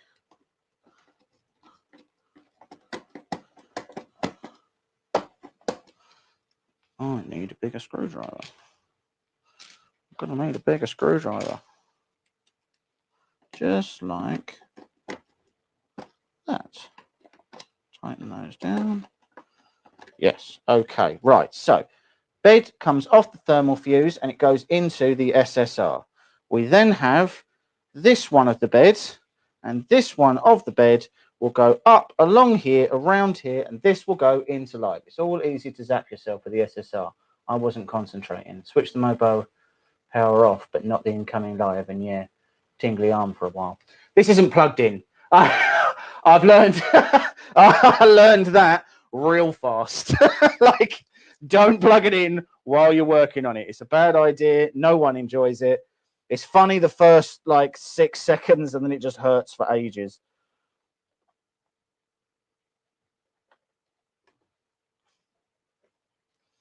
All right, you go right there,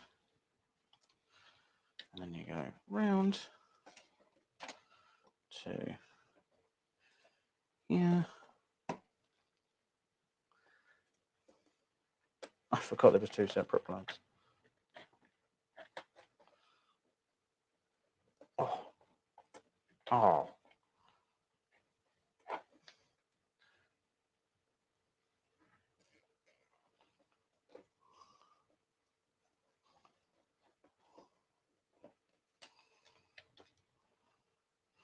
This is going to come over here.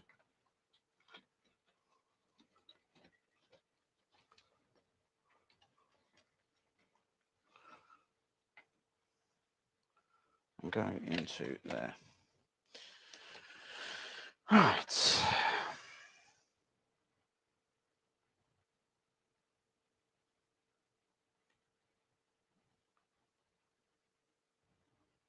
That thermal fuse, is it supposed to be there? The reason it exists usually means thermal runaway.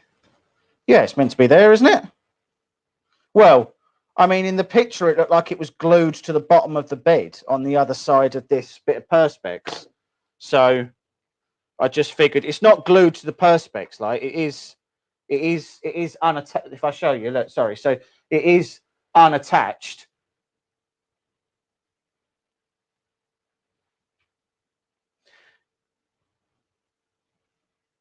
Is that what it's actually? Oh no. Yeah. Oh no. Oh, okay. That might still be doable. All right. Okay. Don't worry. Yeah, I should still be able to do that.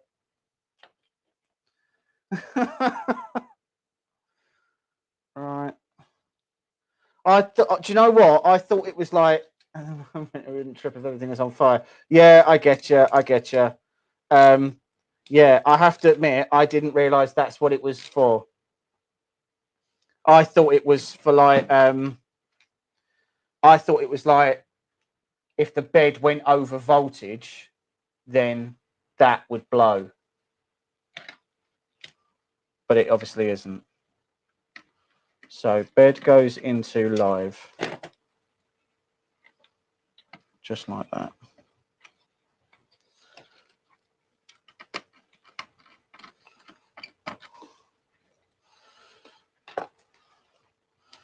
They stay where they are.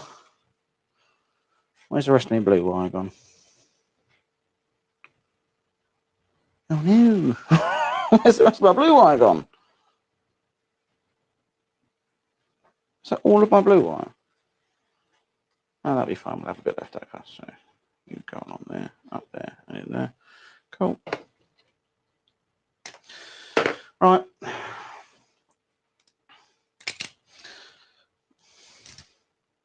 So okay. So question then: how are you supposed to affix that to the bed? Because it's not sticky, and surely any glue you put on it would fail as soon as the bed got too hot.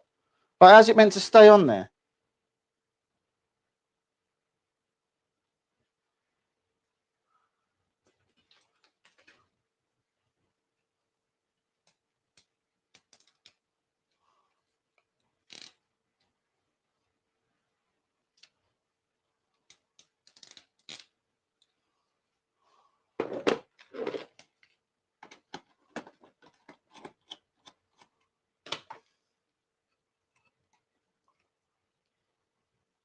Captain tape. All right. I drilled a flat bottom hole. Jesus Christ. All right. That feels a bit much. I've already attached my plates. I'm just using the captain tape. Christ alive. Like I'm not drilling it.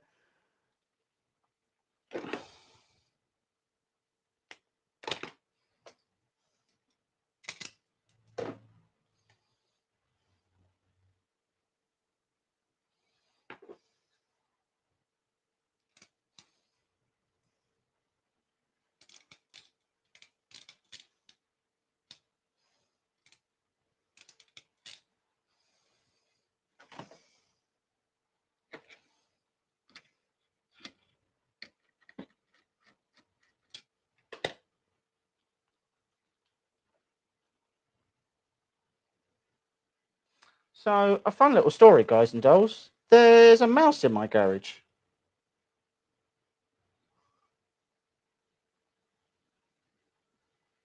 It's actually a mouse in my garage. Is the bed and frame grounded at all? Make sure you take the fuse off the SSR.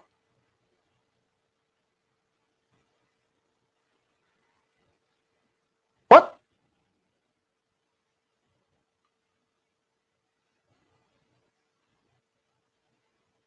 Right. So hold on. So that was several questions all at once.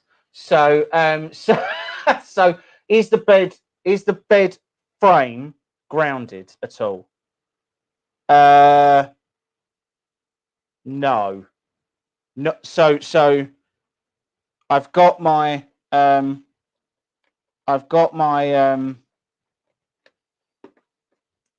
that's not ideal.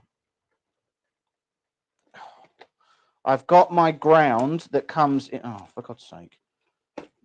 I've got my ground that comes in off of the mains, and I've got the ground on the power supply. But no, I haven't currently grounded to the frame. So I can do that fairly easily. I can just put a screw in here, get the dog to deal with the mouse. It's only a little field mouse, like he's not hurting anything, probably. He's also gone, so that's super alarming. Oh no! Oh.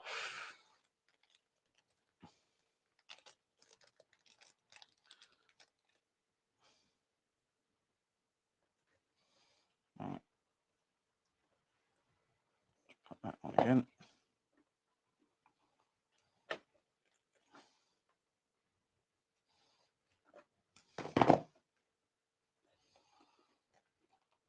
Right, you go back on. Oh, what is going on here? Am I not pushing this up far enough, isn't it? It's a pain to do, but it might save your life. Yeah, fair point. No, I wasn't questioning the. I wasn't questioning the reasoning. I shall make sure that's something that gets done.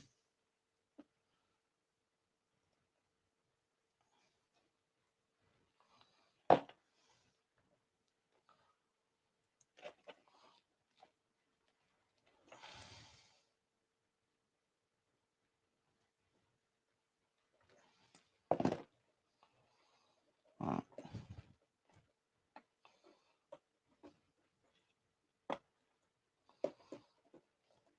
Oh my God. Okay, right. Well, I don't like these ones.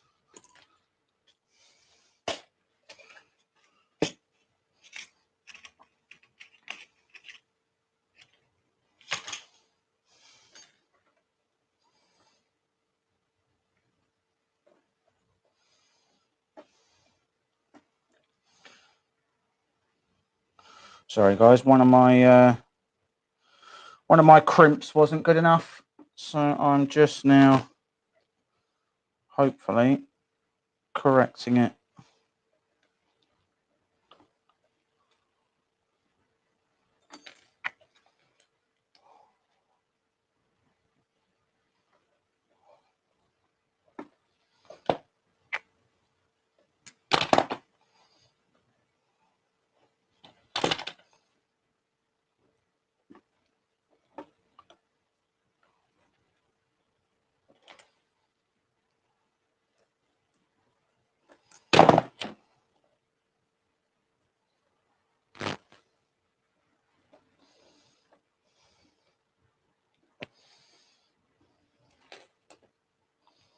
Well, turns out I should have learned a lesson about that one.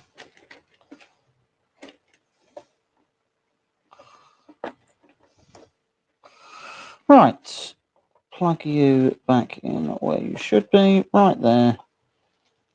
Excellent. Right, okay, fine. I will ground it tomorrow, and I will also... So just to be clear, the thermal fuse that's on here, it is meant to be on this cable, isn't it? The thermal fuse goes on the cable that goes into the SSR.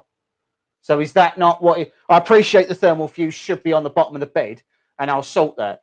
But, like, that is the right wiring part for it to be on, isn't it? It shouldn't be on the live one.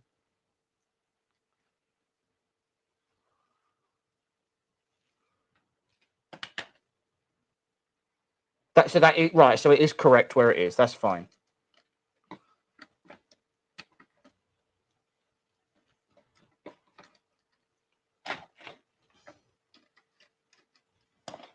Sorry, I was thinking of something else. Okay, that's fine. Brilliant.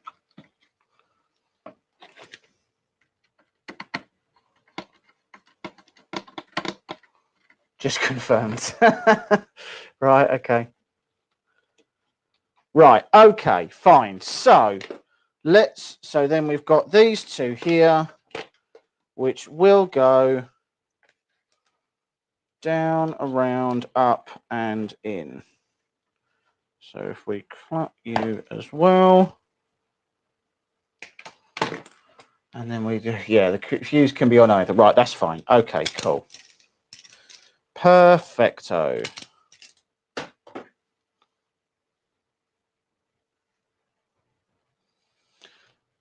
Terminals.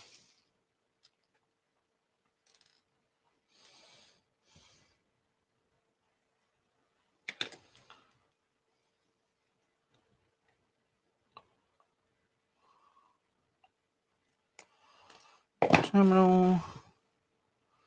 Terminal.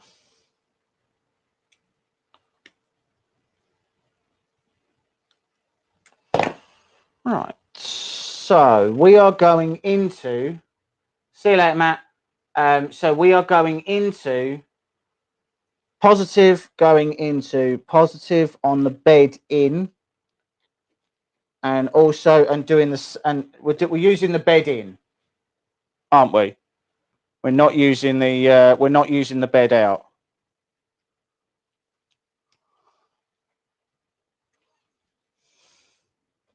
Isn't it fun? We work together like a community, right? So bed in.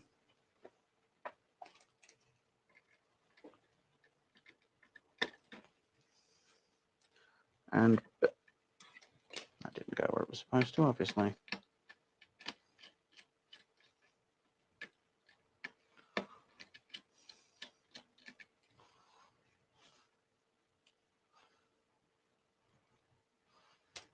Positive on bed in.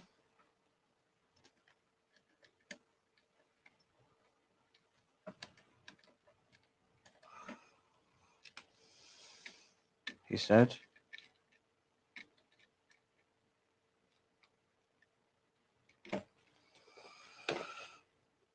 Yeah. There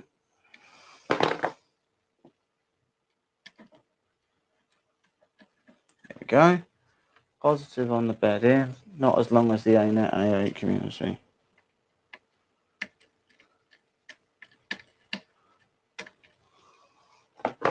And the bed out.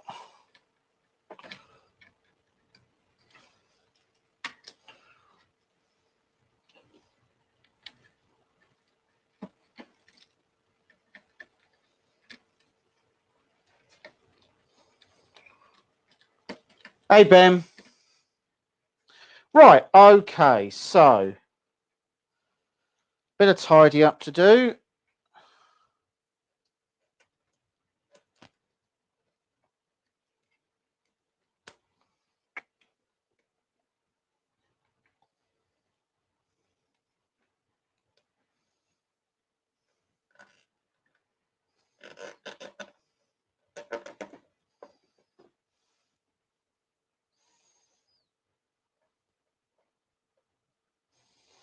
Okay, we need another little tabber thing.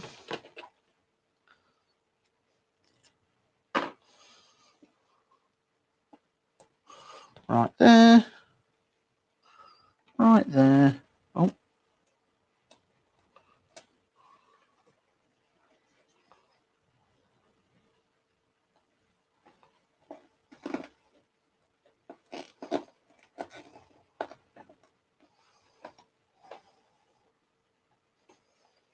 Okay. That. Click that. Click that. And that. And then one more right there. Just to keep all of that nice and tidy. Okay, so this is right now where we are at. The bed is wired. This needs to move. The SSR is wired as well. We have got the bed power in. So next, so that's a point. The power supply for the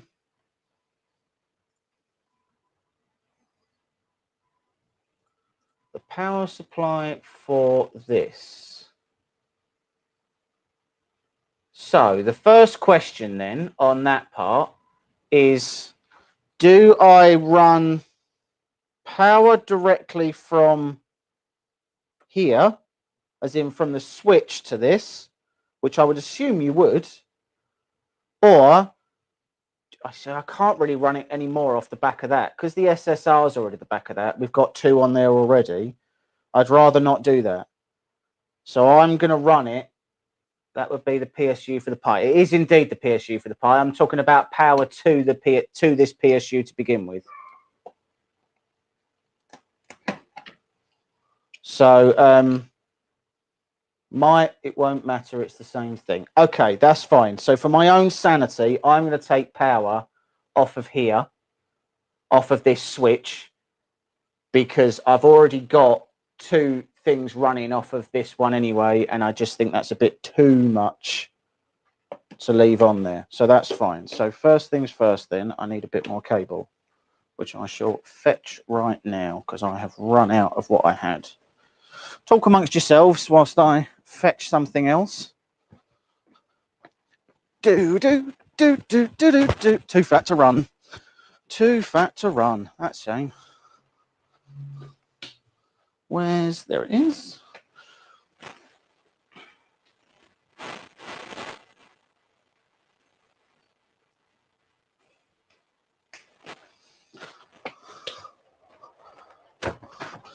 Okay, anyone joining now is joining a very boring stream, aren't they? Just a blank room.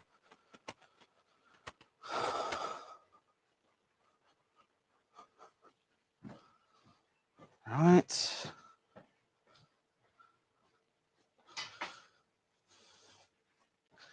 There we go. Right. So, let's now pull my wire out of this and go from here.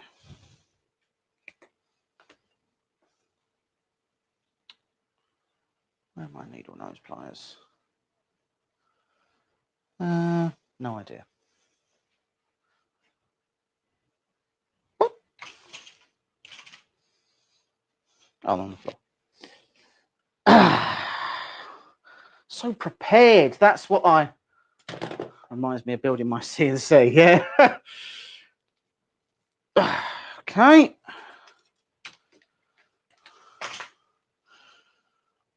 And then we've got these as well. So first things first is to double up on these.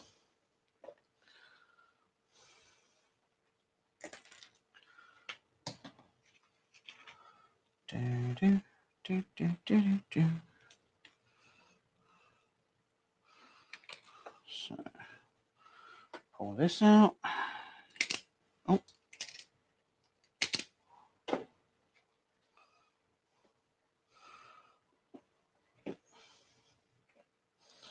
Twist our earths together. Put this on.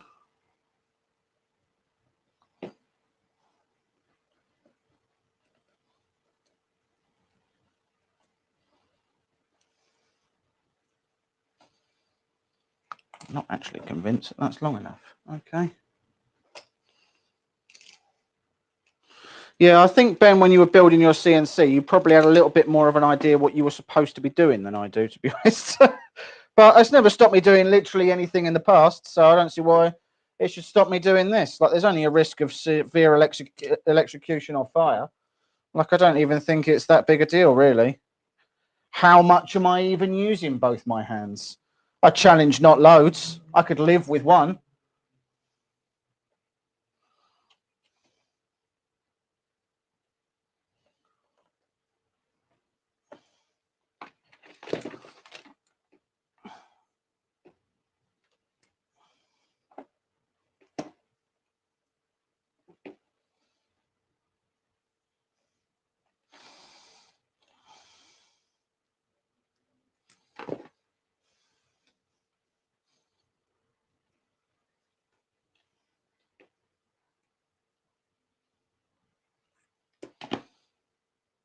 Cool.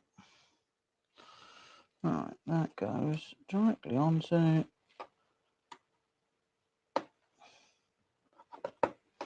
Cool. 1.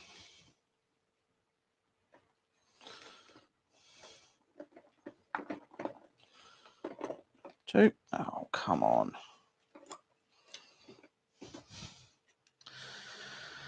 Right. This is already annoying me, and I can tell I'm going to get more annoyed. So why aren't these crimping properly? Are the wires just too large? No. How good are the instructions with these? So, the instructions with these, the instructions for the 2.4 kit, I'm not going to lie to you, they are the oldest instructions of the entire Voron lineup. The Voron 2 instructions are the oldest instructions that they have.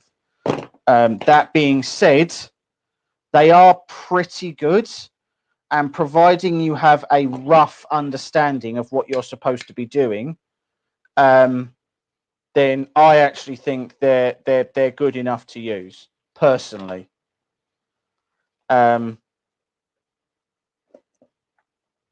But that being said, obviously I've claimed. You're making me want to finally get around to rewriting a printer that I had set dormant for 3 years. Am I? That's an alarming thing to say. Like the fact that you're saying that this is inspiring you in some way. Good Lord.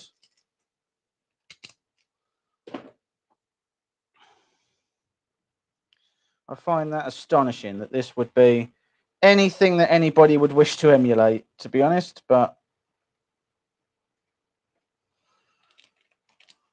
just so you can show me the finished one of that and just go, look, to be clear, this was 3 years old and I still didn't make as much of a pig's ear of it as you just have. Like,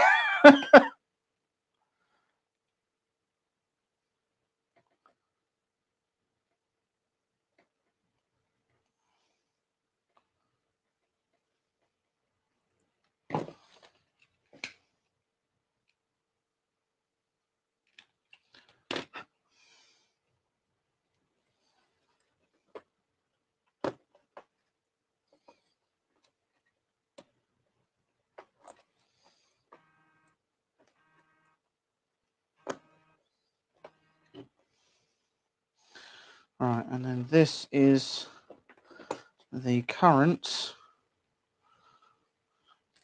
power out.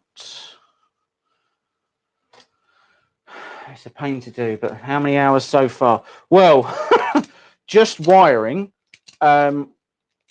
is tonight, although to be fair, the first hour was me just trying to fit a drag train, which I think everybody who stayed with me this long can agree was super painful to watch. I'm not going to lie. That was nobody enjoyed that part of the stream. I wasn't getting many thumbs up on that bit.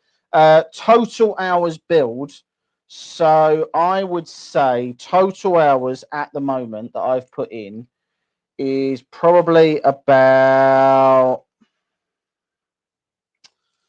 I would have said we're crouching on about 6 hours total build, which does sound like a lot, and that's because it is. Next question.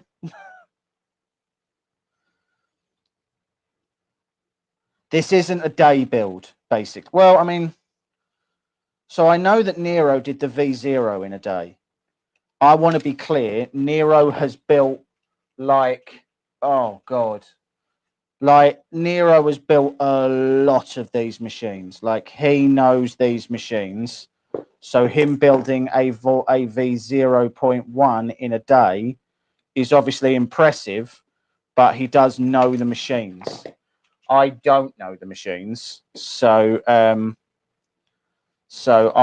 obviously taking an awful lot longer to get these bits and pieces wired up as they need to be. He would be a lot quicker than I would be.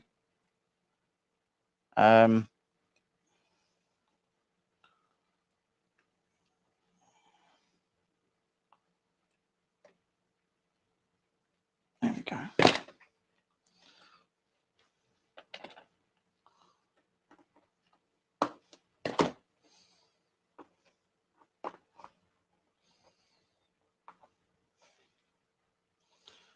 Right, okay. So we now have another set of earths,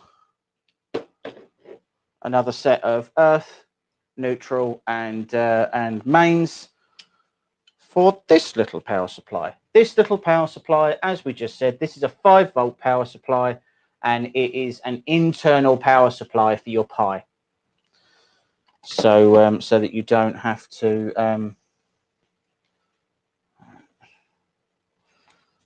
all of you up there to about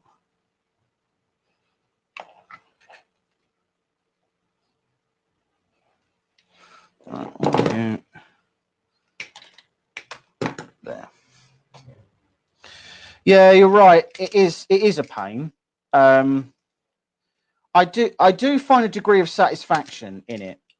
I do find a degree of satisfaction in it. It wasn't something that I originally thought that I was going to personally actually enjoy, as I do find sort of a lot of this stuff. I find that when I find something difficult, I get frustrated with it really quickly. And obviously, this is, you know, contextually difficult for someone who is of a lower brand of intelligence.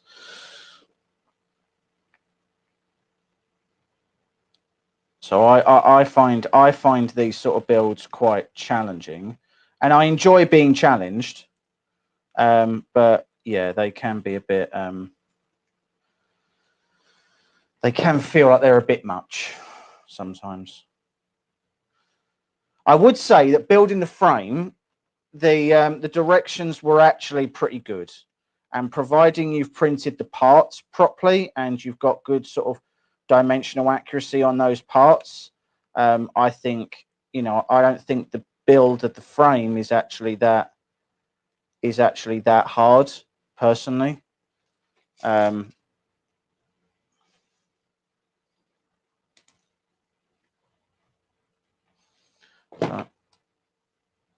just seeing if I need to change terminal size. I think I do.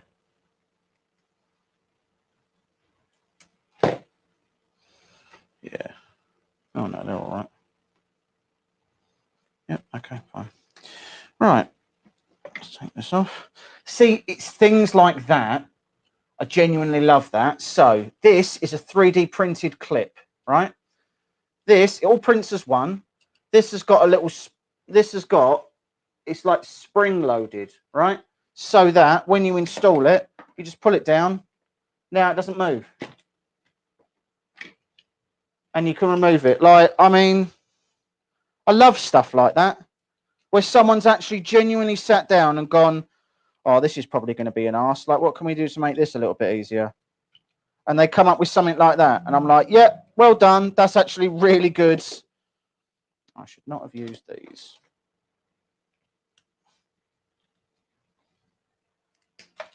Like, it's a well thought out design for sure.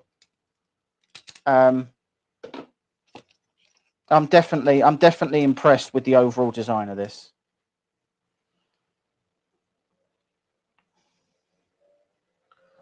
So for anyone wondering what I'm doing now, correcting a mistake, I used like,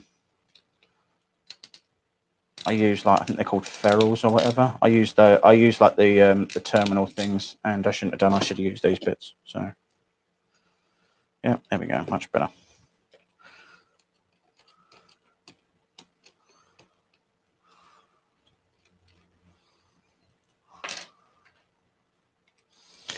Right.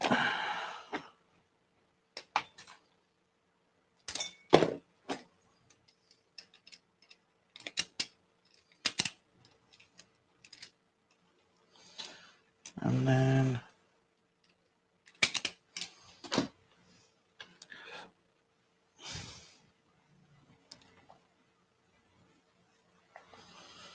All I really want to get done, because I'm conscious of time, I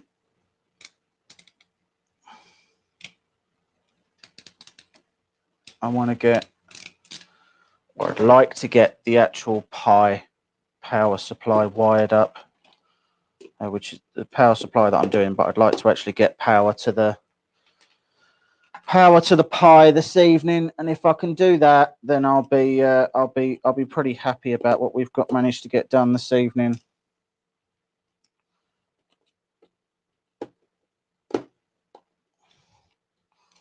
Obviously, I'm thrilled that there's more drag train to do. That was that'll really brighten my day tomorrow. But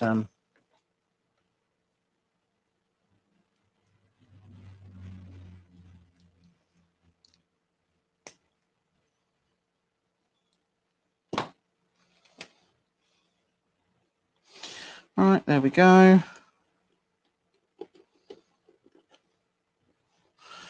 And then finally, the Earth.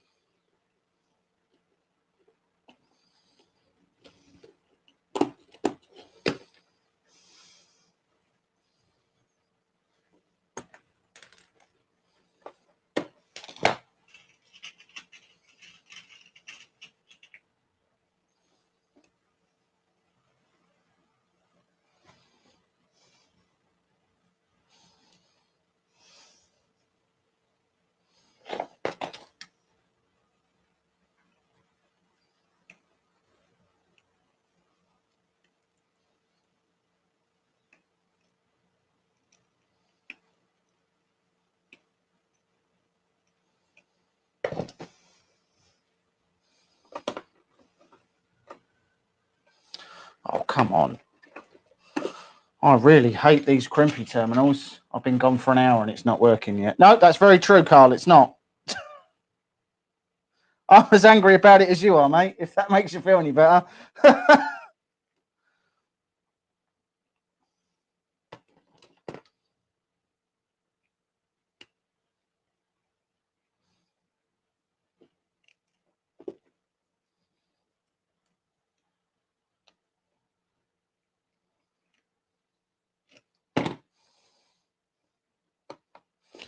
Right.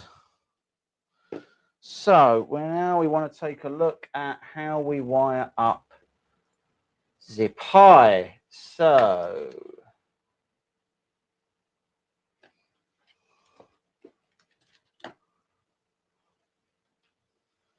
have we not got?